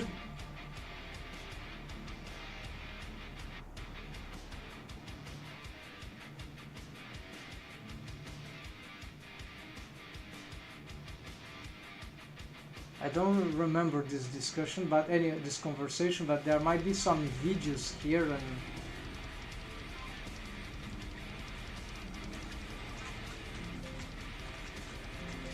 okay, don't know, my reference here,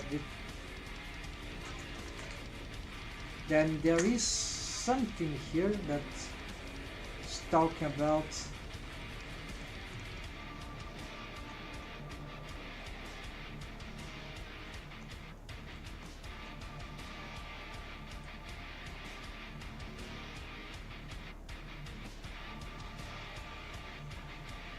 Yeah, so here you see those are simple case, but I want for the complex joint. So this will really look like a fan, because it's oh, here you have some ideas, but you see it's just on this simple case.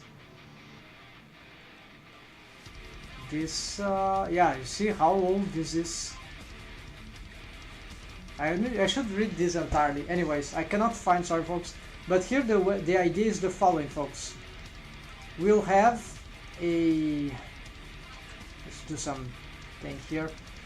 Basically, this fan bone is the lead fan bone. It is automated, right, already, and it will it has this it's too confusing here, folks. Hold on, let's try to hide some junk here. Now it's better. All right,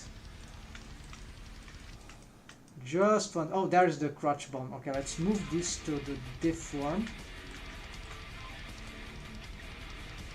and shift H. All right, so these bones, by leading, it carries all these things which are related to the thigh joint, at least the upper region here, which has a lot of artifacts. So here we can automate these handles. These are not bendy bones, they could be, but this is better without, from my recent experience. And then we can sort of reshape the countering or reshaping visually. So this is a bit, we could use some action bone constraint here. It's tricky. We could use corrective shape keys. We could use drivers with the diagonals delta. This is what I'm planning to do instead of transformation bone constraints. But this will be for later. What I can do though is already try to make some wave painting of this, right? So so let's see what we can achieve here. So I'm just preparing this, right? Yes, so let's do this. So in this case, now let's continue painting the spine, then we go back here. Sorry folks, let's get the deform rig. So I already got this, but we'll move this instead to the helper. And change the color to, yeah, it's already.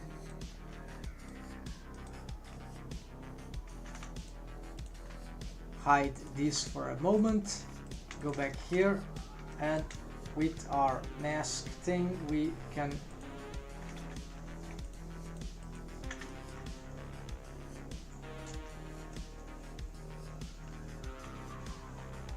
yeah, let's blur this.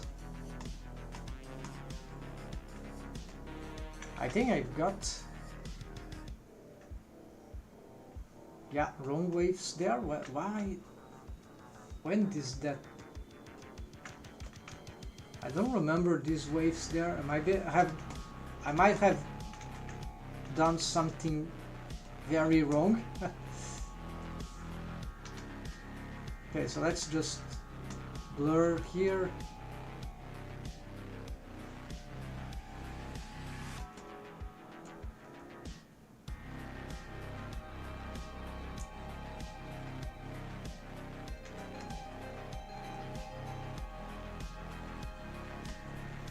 Yeah, those are bendy bones, so maybe it's good to have some smoothness in this area. Alright, let's say that this is fine. Not sure. Can we make some tests here, maybe?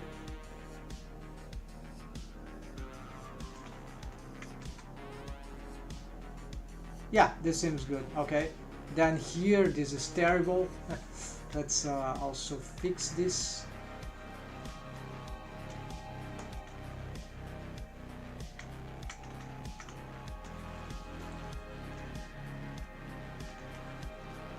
We have a little more geometry here to work with this. So this is positive.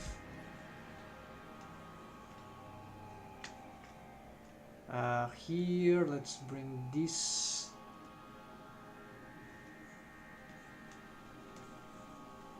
All right, then we just blur.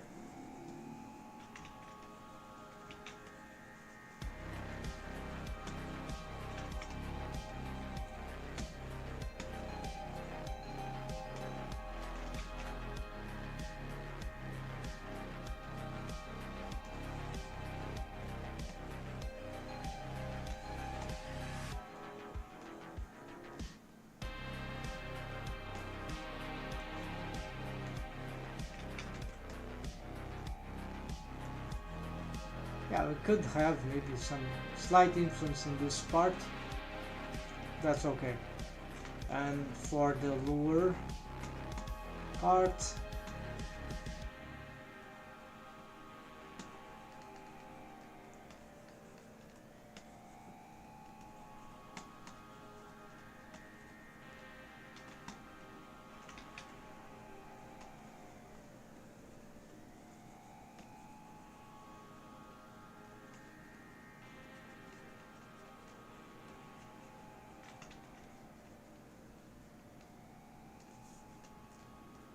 not sure this will be a good idea, so yeah, let's just ignore this. Let's leave the threshold.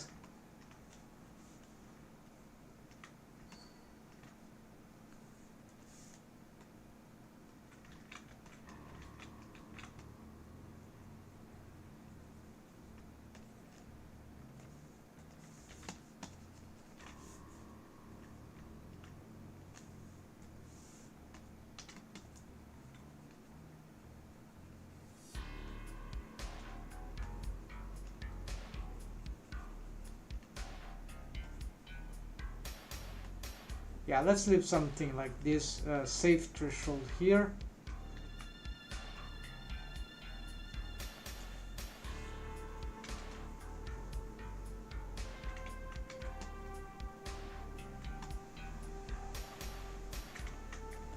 Next, need to turn off.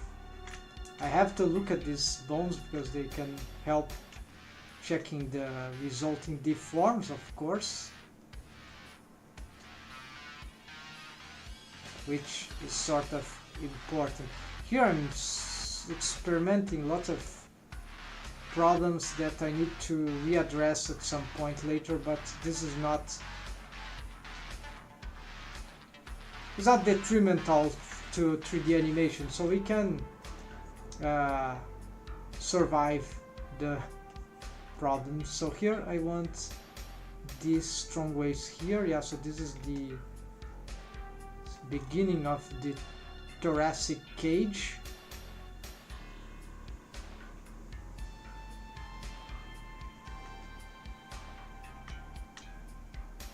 And does need to go beyond a certain threshold indeed. So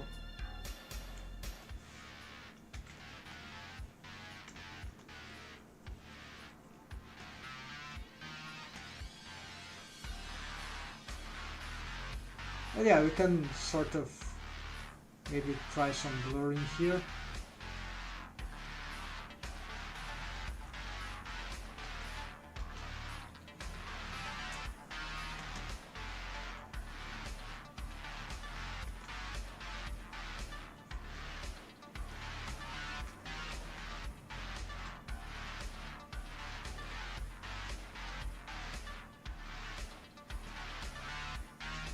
We don't have too much geometry right here, so this is... Here we don't want to wave paint this in this way because we want to have more... we don't want to compromise the ratios of the boobs to that much. Otherwise, we want something that will be more...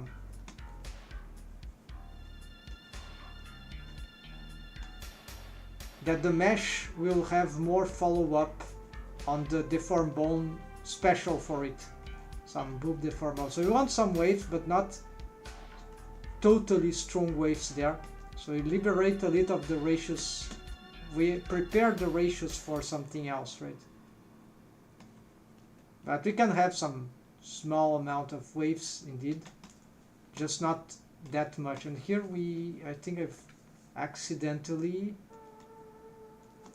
lost a lot of waves, so we can have these strongs here. This might be a bit tricky, but yeah, let's do this and just make sure we get these strong waves here maximum, so that this bone will really, this bendy bone here will at least have, yeah, the strong results here. Alright, then here we can just blur this other part.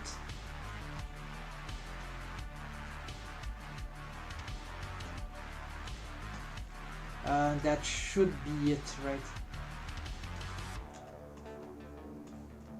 Leave this threshold. Maybe this is, yeah, maybe this is a bit too much, so let's take this off. And yeah, let's do this.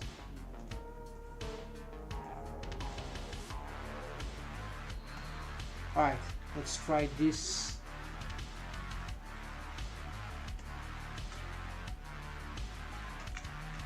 Alright, this is looking fine. Then for the last one,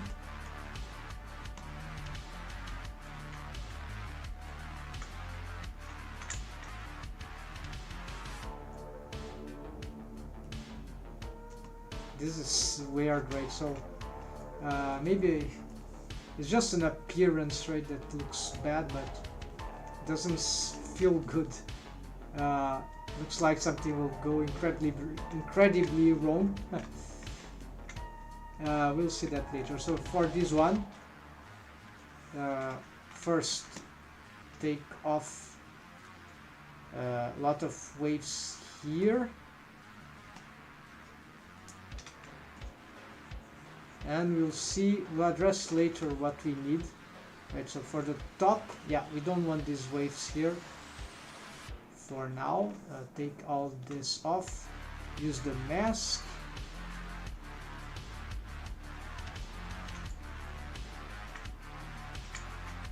Control I. Let's so this is the upper spine, there's still the neck to go, so here we want maximum waves around there.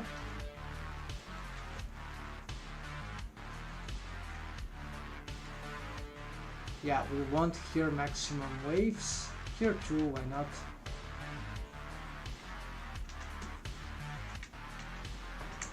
Okay, so not big mystery here, so this is really like a...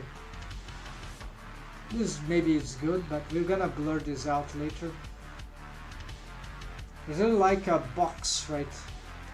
A chest armor. And here we start blurring because it will probably require some, especially here. It's not clear what's being blurred there, but here not totally sure, but let's blur it to start with. And here we don't want, yeah, also here for the neck, so a lot of blurring here.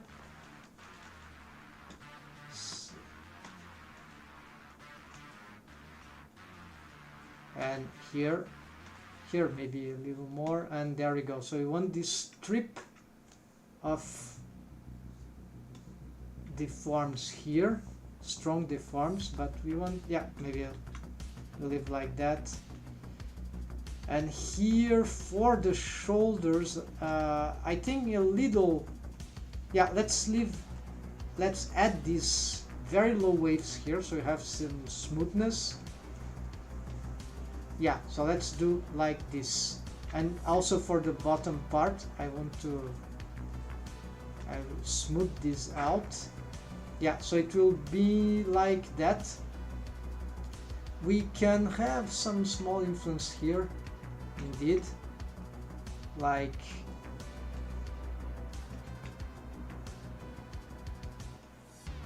yeah, maybe we reach, so this is very slight waves.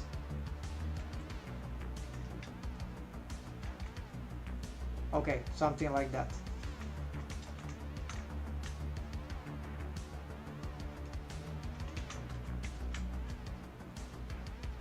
And I have the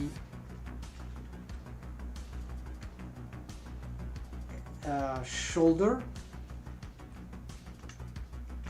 Here we can, yeah, we can do something like, first let's take off some rogue waves here. I don't need to wave paint the shoulder here because I have a helper bone for that. So here, let's not affect the neck right in this way. Let's first reduce some selections here. So shift, let's mask all that. No, C and hold shift. This is complicated. C and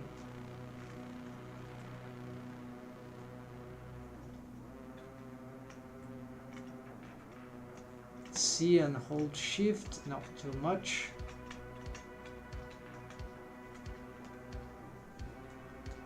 Okay, so what is that? Yeah, C and hold shift. Okay, this is the threshold. Is that it? C and hold shift. No, I want this. This.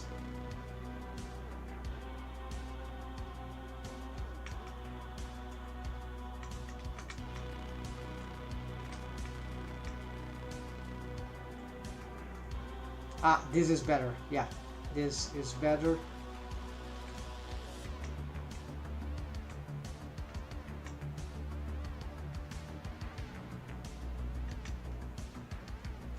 This part is a bit tricky. The shoulder can have, yeah, so the topology is not too much helping here. So let's do this and that's it. For the neck, I think that we can maybe limit this to here. Okay, this looks good. And for the forearm, I think I don't want this, the upper arm, sorry. We're gonna exclude this. There we go.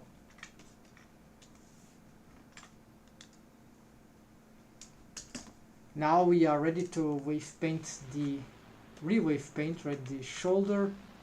So I want maximum waves. So let's start with some very strong waves exactly on the shoulder. The armpit, yes, let's include all these for now. Let's include everything. Okay. Then we need to start taking off waves, and we'll be doing this by blurring, right? So first start with these corners. We have this bone here, Control I key, which we can sort of investigate. Yeah, there's always this problem here, so of course we need more waves here. So let's expand this a bit more radically. I cannot pose this, so this is a problem.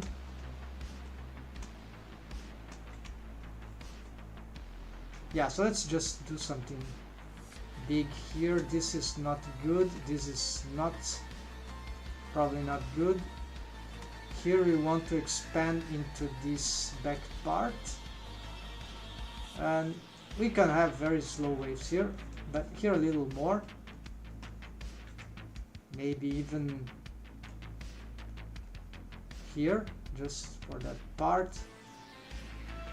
Well, let's leave it like that, then align. Then here we can add a lot of waves in this direction. The trapezium, try to round this up, then let's, alright, you see those small amount of waves are not too bad. Then here I need to address the armpit because this is, probably I have some problems with this bone. No, it seems right. Ctrl Shift X, rogue waves.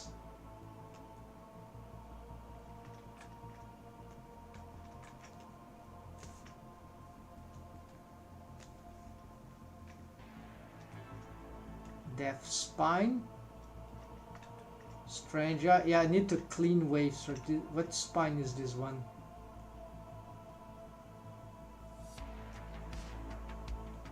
Okay, this was predicted, so this is not.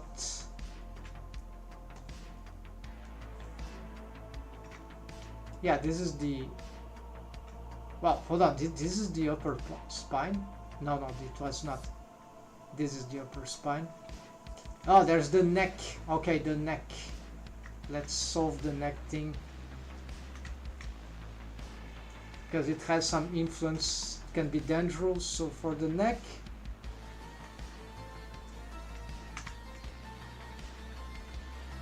so there's a lot of waves around the head. We don't need this. It's not terrible, it can be nice, but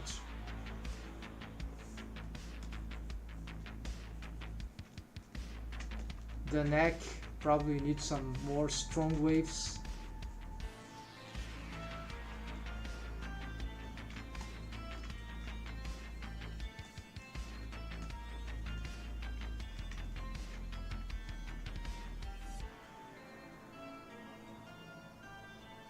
Okay, and then just blurring. So I want some smoothness. I have a collarbone or clavicle bone, so this doesn't need to be controlled by the neck. So we can just blur these parts here, and maybe even this part we can keep it like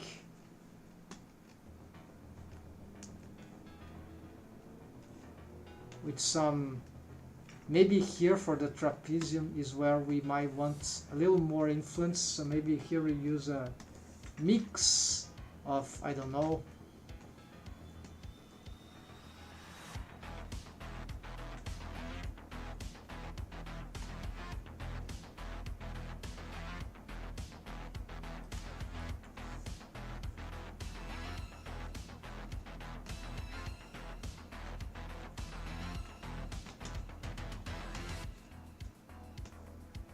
so it can have some influence into the. I think this is exaggeration, right? Maybe I need to maintain this threshold a bit more limited. Yeah, maybe not this, not here. Let's exclude that, and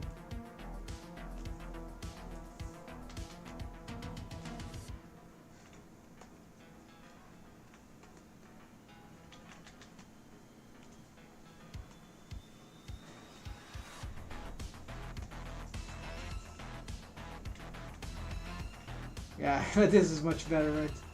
So here,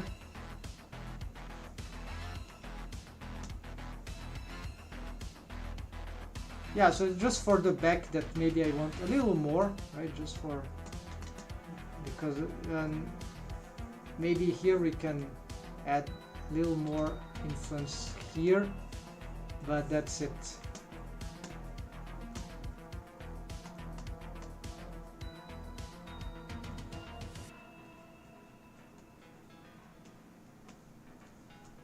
Would be ideal to test that if I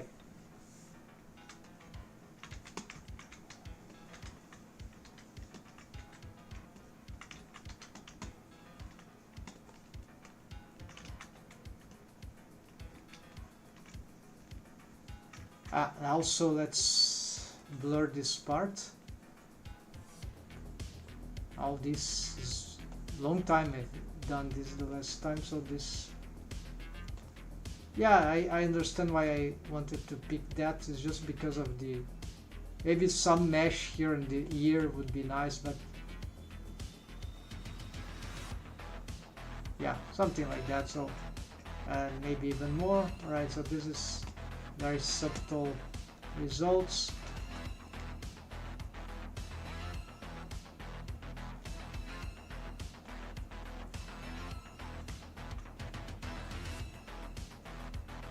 And most importantly, it's here which matter. We want this to smooth this out, and maybe I'll have need of more subdivisions, face loops there. Let's try to get the head bone here, and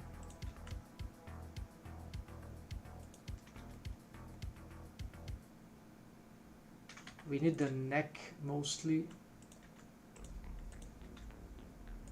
No, not this neck, but the control neck.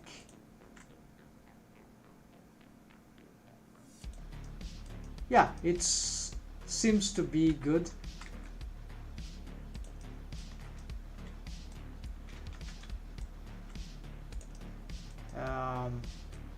Yeah, maybe something we need to address something about the, yeah, there's something weird about the some waves here, so I don't know what this is.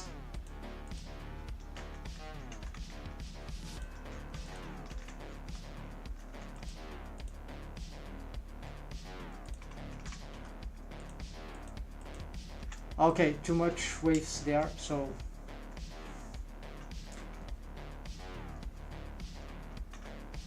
yeah, so the neck maybe needs to be just the neck, right? So I try to avoid too much of these blended waves there. We can have a little, but let's focus more on the neck.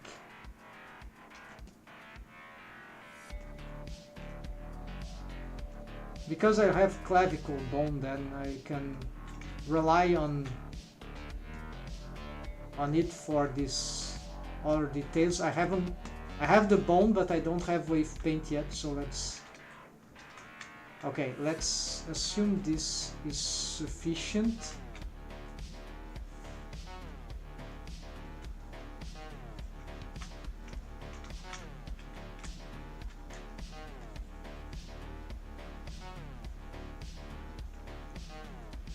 And reinforce a little of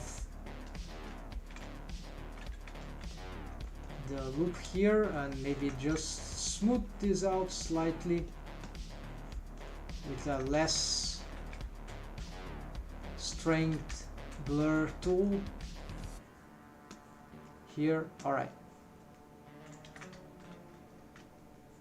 and then here for the middle of the neck, let's just make sure we got everything. At least doesn't need to be all maximized, but it is red, it should be enough. All right, then the shoulder once again, and let's see the mask. Oh, we got some waves. Let's remove this. Here it doesn't look good, so let's use a mix brush here to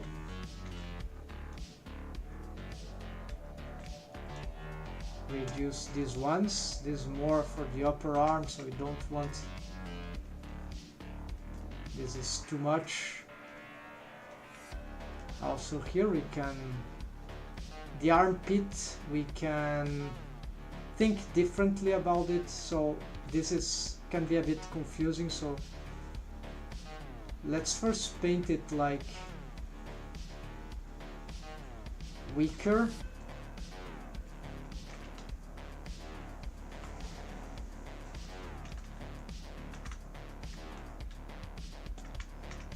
there is this thing about the rotation of. You see that the positioning I have for it might be.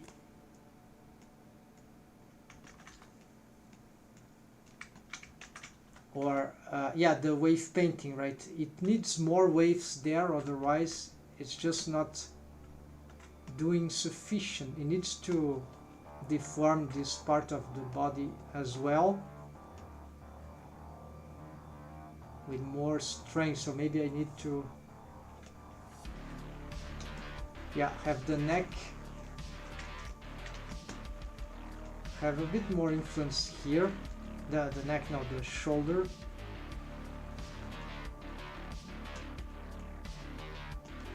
Yeah, I'm blurring here, but the idea is to expand them later. Yeah, let's also affect the neck in a more. These are the shoulders are master bone, so it would be nice if it had some more power indeed on this.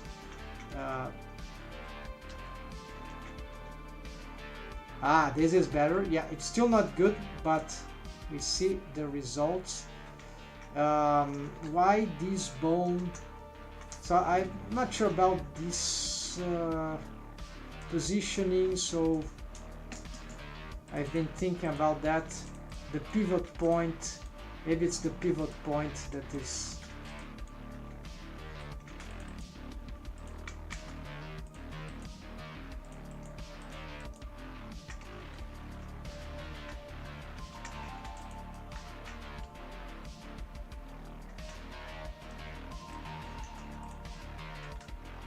Not sure that will change much, but maybe this is better.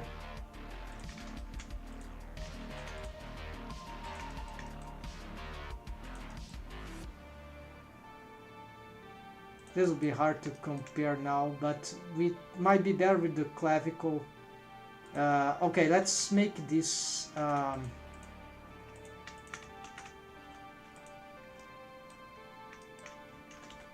Oh, we can make a quick test here. All right, let's do something like I get this, right? Then, all right, let's try armature, right? Then I get. Oh, this doesn't work on edit mode for the. Then get it in the middle.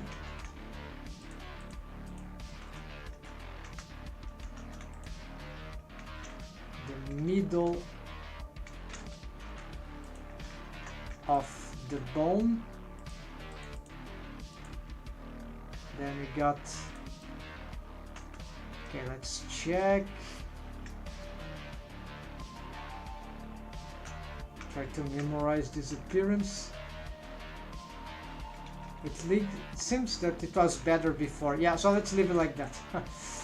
Do I have any? Yeah, I have some settings here. No, I don't have nothing. Alright, so never mind. Automatic.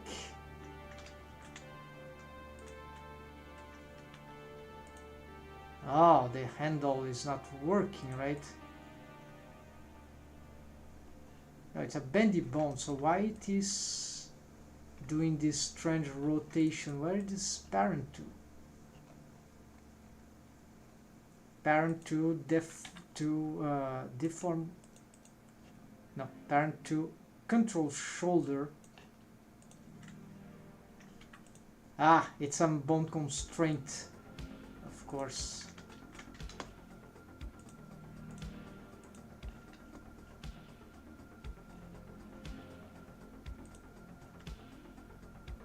Exactly. No, not local with parent.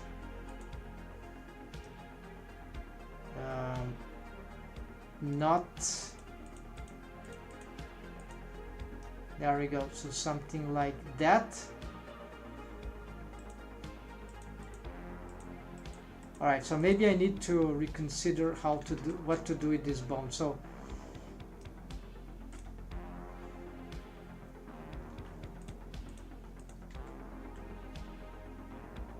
Yes, I got the idea. So basically it needs the bone constraint, but it cannot be moving like with the parent, local with parent stuff. So it's more like, yeah. And if I pose, oh, there's even another.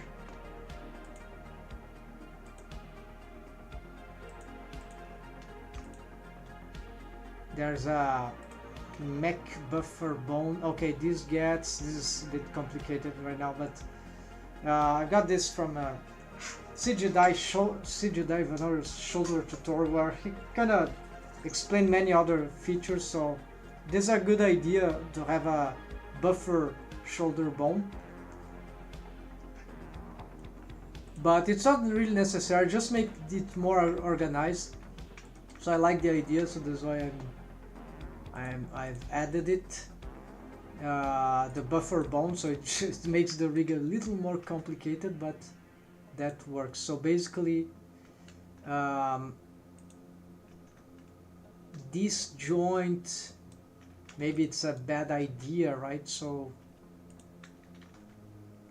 for all these bones, so maybe why do I have this need, right? So let's get this and do this. So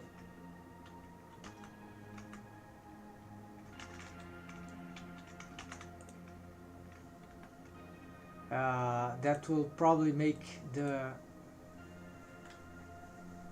rig a little more organized. Okay, this is the mechanism buffer bone. No, it's not what I want. Let's change this, right? This will be like here. Let's just make this a bit larger, right? Okay. The relations here ignored. This I'm gonna explain later, but another day. But yeah, so I have this displacement, which is terrible. So this is because I've probably need to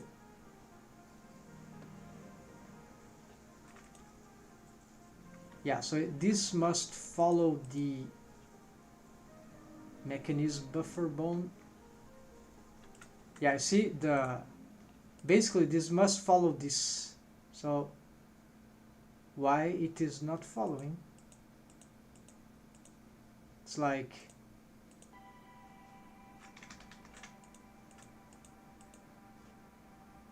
of course it needs to be no. Oh yes, because and why this buffer bone is not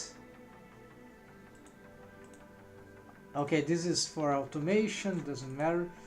I see why I wanted the okay, so it needs to parent to the master shoulder, right? Okay, let's do something here. Copy transforms, replace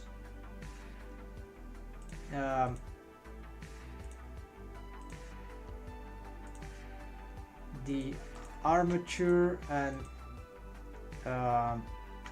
shoulder, master shoulder left, then replace pose space, okay, strict, but this will be before everything else, right? And so now this, well, still not working.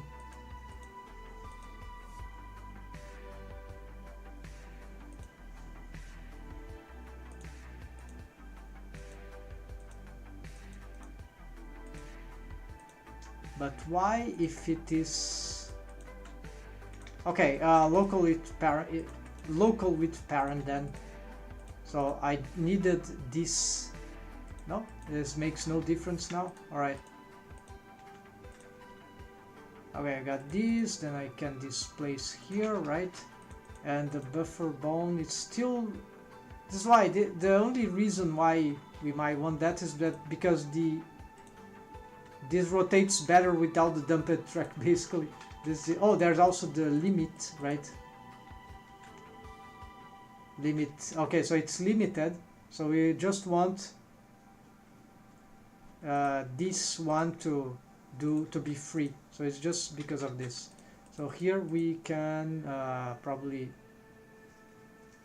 control shoulder. I don't need this. Yeah, this is all set up properly, or just a mistake here. No bone constraint. All right, so it was. This one doesn't need that.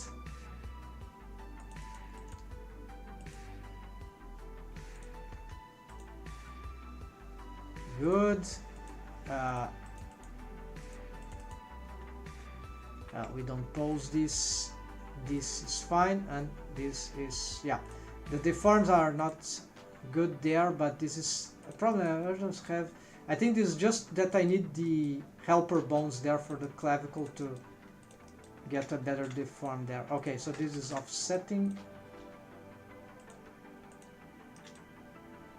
Alright, let's go now for the so the automation basically is just that I have this is targeting the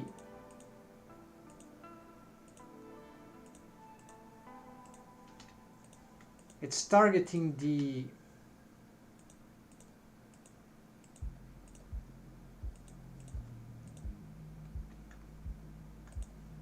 this bone for because it's on good positioning, whatever. So it's like, where's the control extra? No, here. All right, so let's move this to Shift X, extend, Alt M to mechanism. So basically this the idea here is quite simple. This mechanism shoulder will be dumped track to the master. Oh, okay, I have a master elbow, which is another, could be the,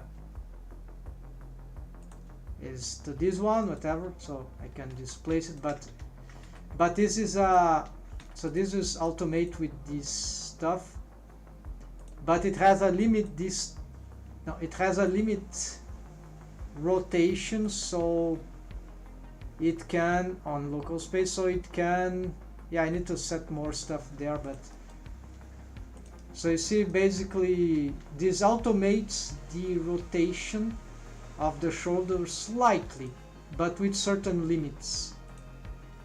These limits, they are not absolute in the sense, because I've reduced the, so there's a technique I've just learned recently, least influence here. And so this is something that both, I'll show you the two guys.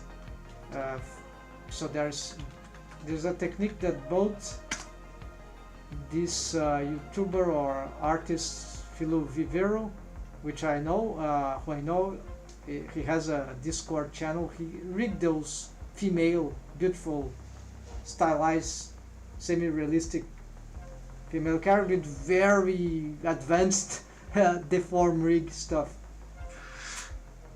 and he also have courses, but anyways, Phil Weaver, so he used this is an old setup anyways, but he does this kind of rigging with a lot of bones and bone constraints and even drivers, so very complex rig for 3D characters. My approach is more simplified, right? But this is a good approach. One thing that I like about his workflow is that he doesn't wave paint. Probably he doesn't have a graphic palette, so I would understand from that point of view, besides the point that it's very hard to wave paint anyways. Good. So you see the amount of deformed bones, and it goes crazy because each bone has so he has an example here of limit rotation. A bit hard to understand here. The other thing is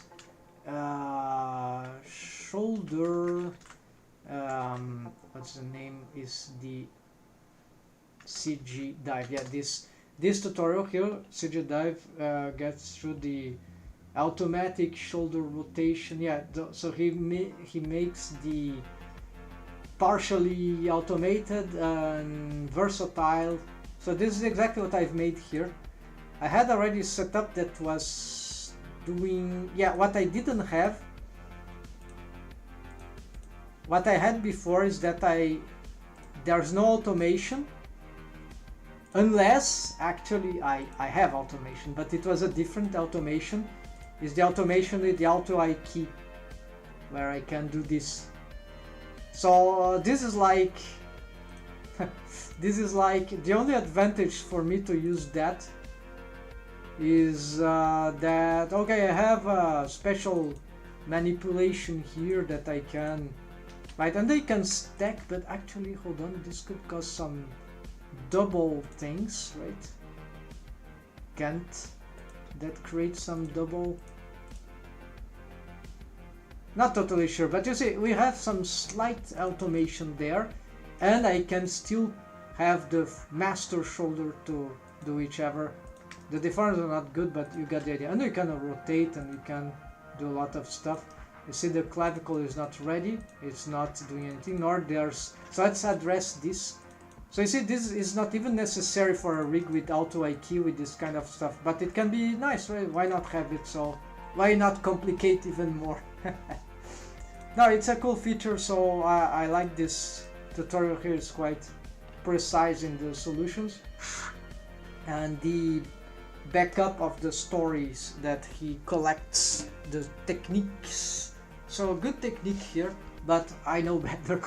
No, sorry, this is good techniques and good documentation. This is a problem, an issue that is not trivial, so this is very good that this tutorial exists. But then we have auto key, we can do a lot of stuff, right?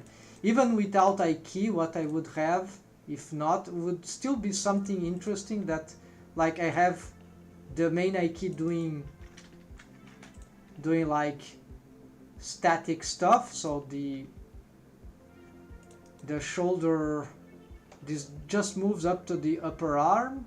Okay, this is because of the automation, sorry. So I have just this, oh, still not working. Anyways, and then imagine that this is the shoulder is static, and then we move this at will, right? Alright, so let's make the wave paint for this now. These helper bones here. So this is more a Filo Vivero approach. Simplified, of course, but maybe we pick this and this, right? That's all we need. Then I also would need some, be nice to bring the bone, but that, let's do that later. So let's make for our selection. Let's hide some stuff here. Yeah, let's just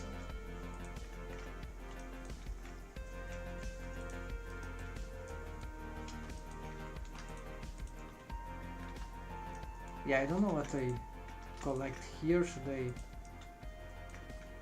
Oh, this is for the, no, this is for, let's leave these ones. And that's it, Shift H here. And let's start wave paint some of this. The good thing about the hide stuff is that we can easily swap between bones.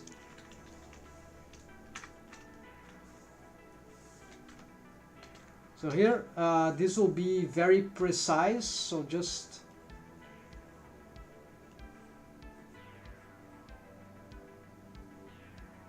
yeah, we got this.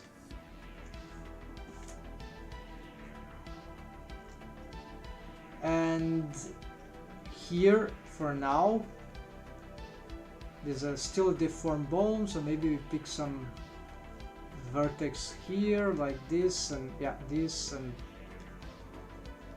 here, and this probably will try to pull some mesh here, so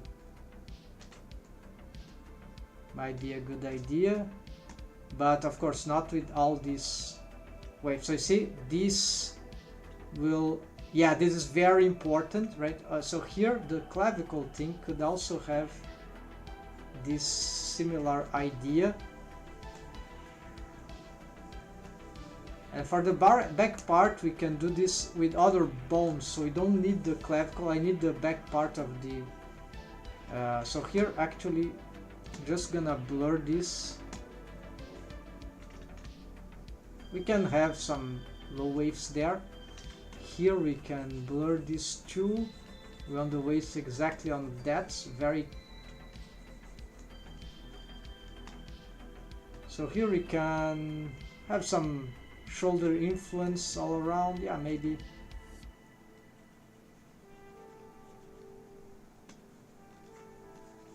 And here let's smooth this and let's leave this part for another bone. Yeah, we don't need these influences there in the back. I think that will be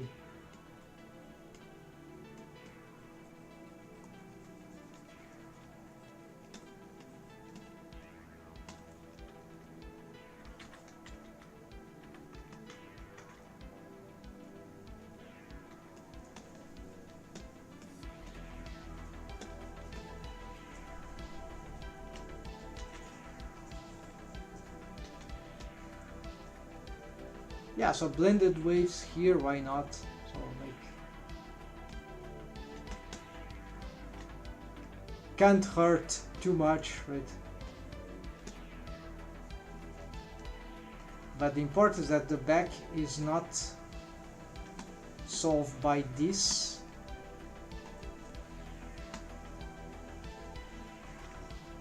And here we can, yeah, probably can have all this blended stuff here, all this blurred stuff, I mean, here also.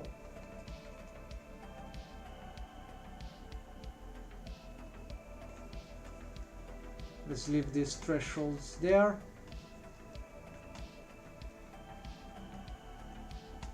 And blur this. Here, yeah, probably since this bone is a bit closer to the shoulder than the clavicle, so we can just wave paint that. Alright, that might help. Of course, yeah, so maybe I flattened stuff too much, so I don't know what went wrong here.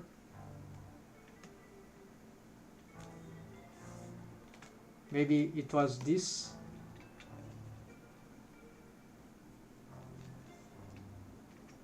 So yeah, so I often have this temptation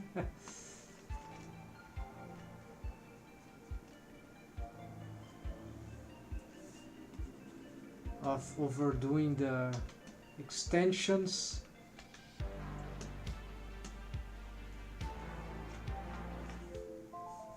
One hour has gone. Yeah, so folks, I think here I need to just finish this, and I think that will be it for the stream today, at least for Friday, right? Tomorrow there is more. Tomorrow there is the Universal Sonic Melt Rig for, yes, so the automation is still not good. It could be pointing in another direction, this thing, right? And here also, no, let's not do this, right? For the clavicle, so let's leave it more frontal stuff, and also less influence on the shoulders here. Let's do this more localized. And yeah, this blur is fine, the ones on the neck, but here I think no, well, here is a little, yeah, here maybe we need this, yeah, just for this part. Yeah, we need these blended waves, this blur here. Oops, hold on. Yeah, about that, maybe this is too strong, so just the armpits all around, so something like that, and more in the front, maybe a little here, and that's all, just because it's the not here though.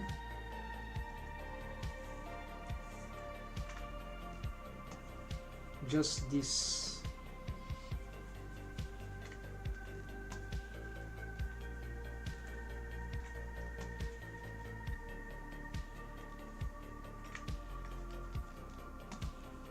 Yeah, and this. All right, then.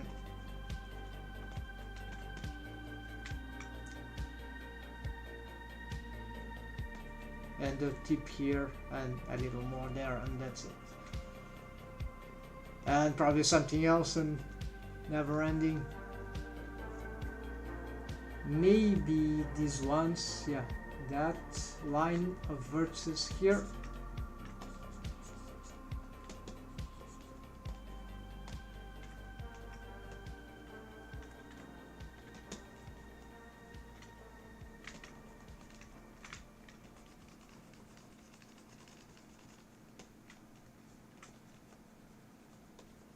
All right, let's try again.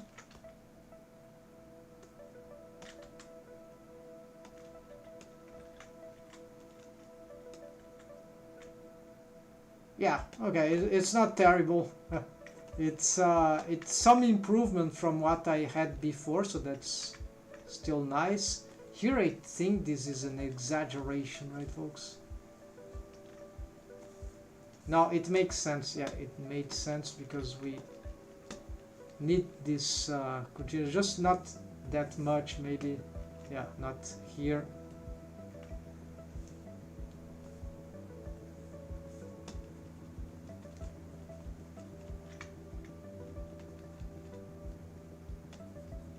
And so let's not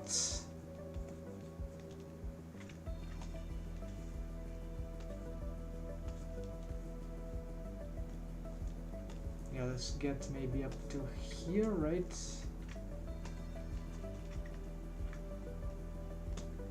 Maybe this one doesn't need to have all these strong waves, so just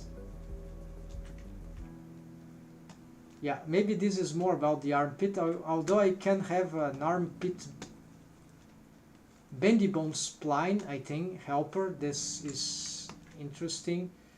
So this is sort of doing an okay job. Not perfect, it can be, but you see the effect of the clavicle here. This is nice, and then also the back parts of, okay, and also this one. Let's pick here. Let's make a highlight here, quick for folks. So for wave painting, one good thing, I know you have the selections, right? But the selections are very sensible. So one good thing to, like, for example, you have here, and then like here, and okay, whatever. Then we go on wave paint mode, and we can have like the with the bones. Then we have the mask, and okay, but then when you switch the bone, you need to unmake the selection to switch bone. So this is not often, this is not very practical, even though with a shortcut for me it's O and P. But even that, it's annoying and confusing. So for workflow, so if we can, sometimes we can, but the best thing sometimes when we can is just to use the hiding feature, because then we can, like, I hide here, just Shift H that, and now I don't need even a selection here because I can wave paint directly on that, so I don't need any masking thing, so I can wave paint right away and switch bone. This will be ideal, right? And so here I'm just finishing this part here. So these are helper bone systems for the automation of the shoulder, whatever. So there are many ways to do this. You can do it the traditional The orthodox way would be, of course, corrective shape keys, but I'm not super fan of shape keys. I respect their power, but I'm one of those nerdy guys that that likes most, if I can do stuff with not too much suffering with armature deform, then we do. Alright, so here just gonna test these automations here, but this is not gonna be completed here. Some sort of breast leverage thing, which is anatomically accurate even for women and men, right? It's not here row waves. So this is mostly for the front, but we can have something for the like for this area here of the trapezium, where it connects with the muscles and bone structure of the scapula thing. So this is also good practice. So here let's see. Yeah, so this helps. So because this is a deformed bone, if this weren't a deformed bone, so very simple stuff, and good thing, well, it's not doing a great result here, but it can probably help in other situations. We must only be wary of those bones if they rotate like 90 degrees. So must avoid, if you use helper bones, be wary to not have them rotating so that too much, otherwise they will themselves create new problems, generate new artifacts on the mesh, unless you are still countering these rotations with additional derotators, helper bones and so far. So because sometimes you can use, like in the case of fan bones, there's no fan bones in this small rig here, so I must be, yeah, this is already strange rotation there, right folks? So we need to prevent this in some way. Maybe a limit rotation bone constraint can help here. So yeah, but the highlight was for the wave painting mask, folks.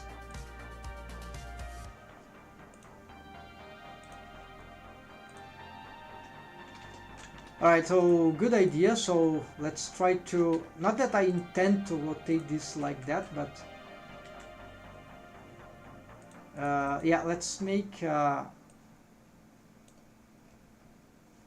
yeah, this dumped track probably, yeah, there's a, the dumped track is for the tail, right? It was too strong, so the tail bone constraint goes after the head bone constraint. The head, because this affects the head of the bone, which is the right here, and the tail of the bone is here for these two.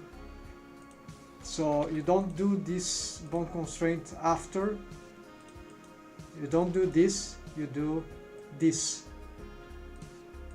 so they stack properly. First the head, then the tail. So I think this might have improved some of these things. Here, let's bring this more to the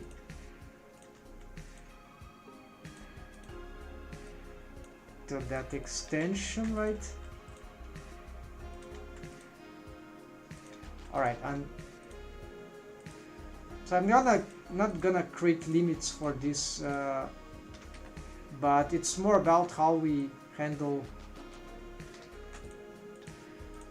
this one. I don't know here what is buffer. Alright, we would have to look at the mechanism rig here. Oh yeah, it's trying to follow this one. So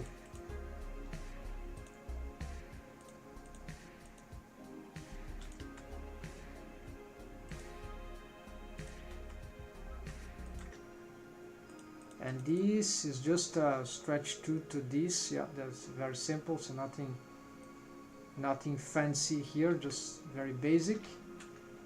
I think we can already symmetrize some stuff here. So this symmetrize, there we go. I see that we are missing some bones here for...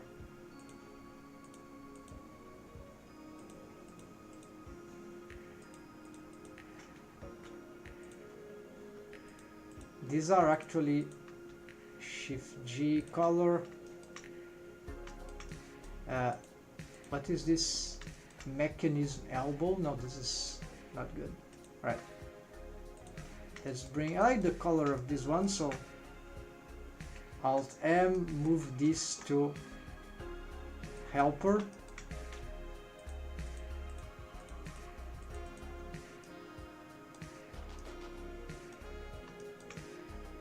It's a fan bone, yeah. Not sure that will need to be combined, but we'll see that later. Oh, there's also this one, so let's fix the last thing here, folks. So indeed, this one is where maybe we want exactly some sort of... So let's do this, and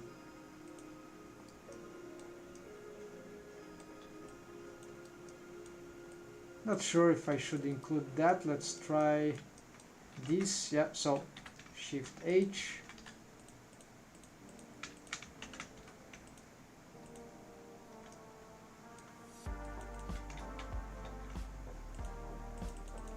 Here this was far from completion, right?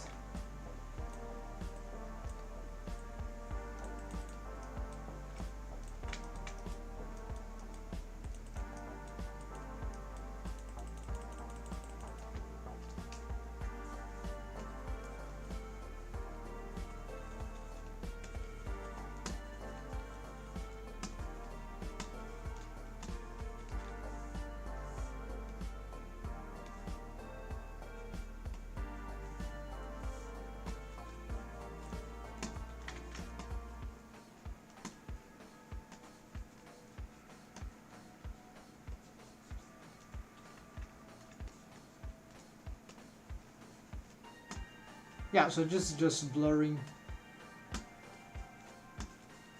and that should be it, right? Yeah, nothing too special. Then here we can have this. Yeah, so here is where this will get the maximum, not maximum, we're gonna get some strong waves here, and then from this smooth, and here we can accept some expansion, neutral, but not... Yeah, must be careful here.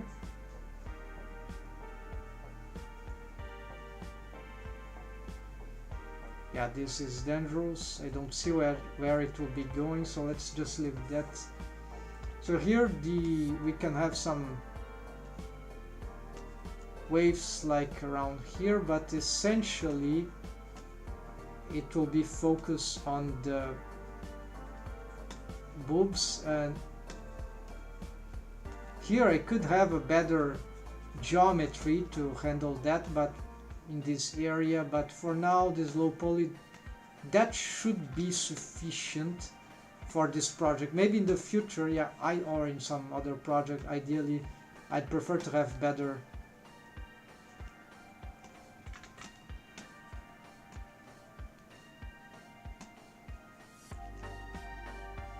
So I'm not sure this is will do well in all the posing. Yeah, I see already here that maybe we need to reduce some stuff here. So this could take longer to fix, to assess.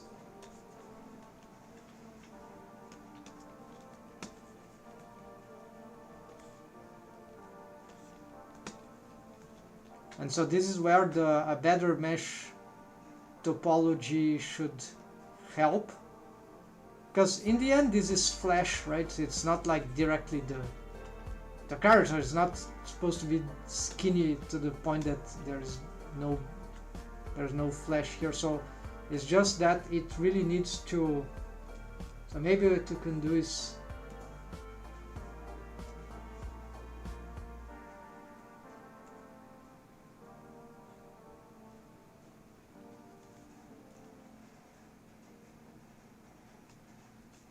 Yeah, there's no semi, yeah, the factor then.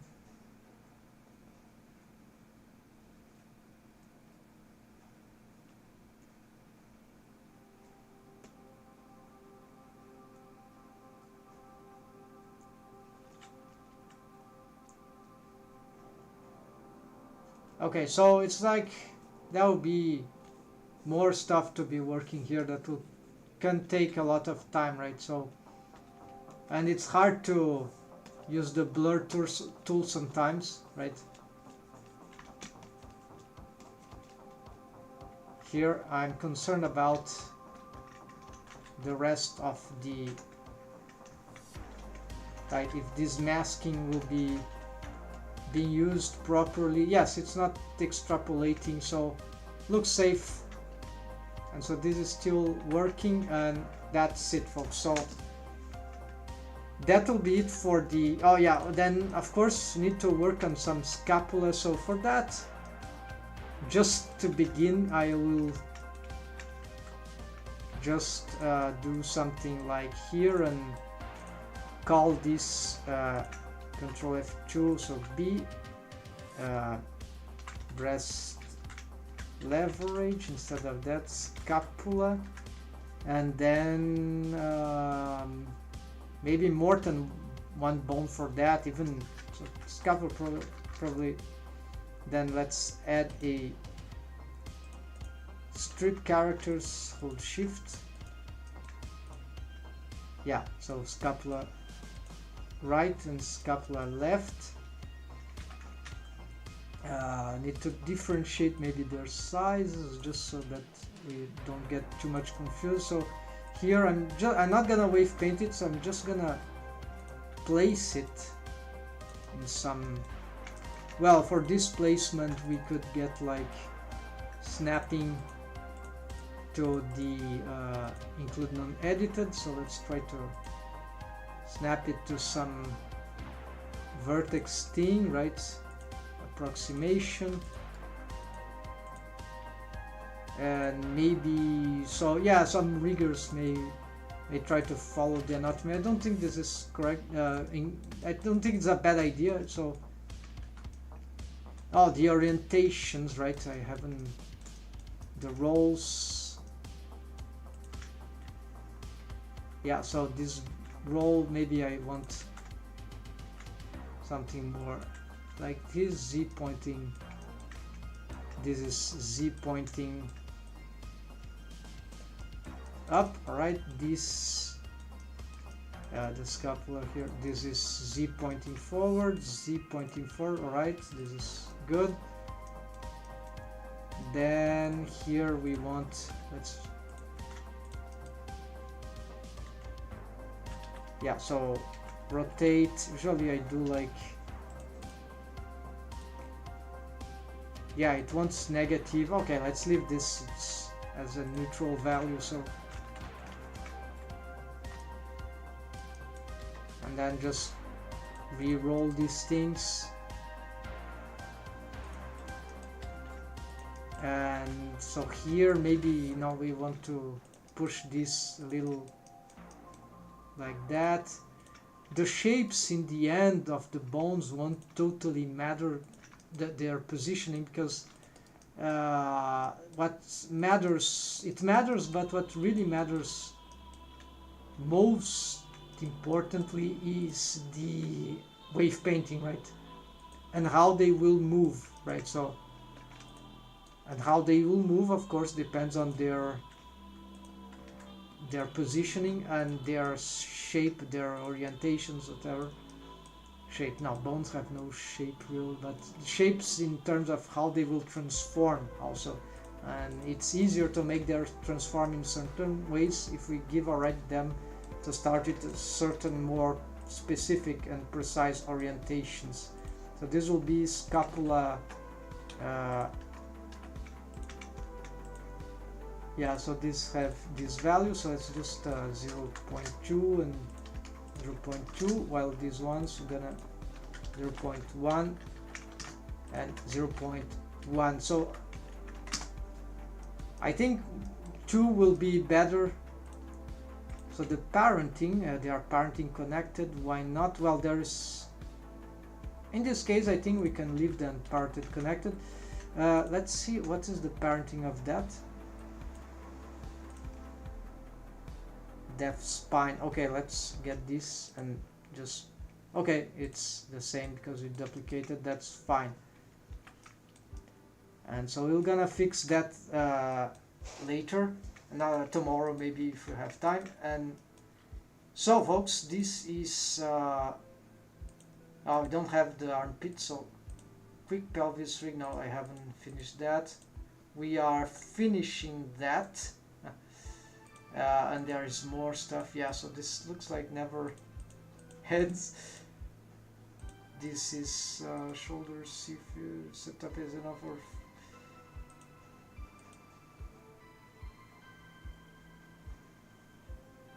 okay, we got that at least. We have we are doing the clavicle system plus extra CG dive setup. Okay, combination of stuff, right? So that's it, folks. Thanks for watching. Hope you enjoy, and see ya tomorrow or another day. We are going to continue doing this rig. We are nearly getting rid of all those soon enough, right? Tomorrow, Saturday, right? Saturday night, in about 24 hours, maybe a little more or less, I'm not sure. Universal Sonic Melt rig, gonna do big stuff there. And so I forgot the highlight. No? What is going on, folks? So thanks for watching. See ya, folks. Take care and happy blending. Have a nice weekend. See ya, folks.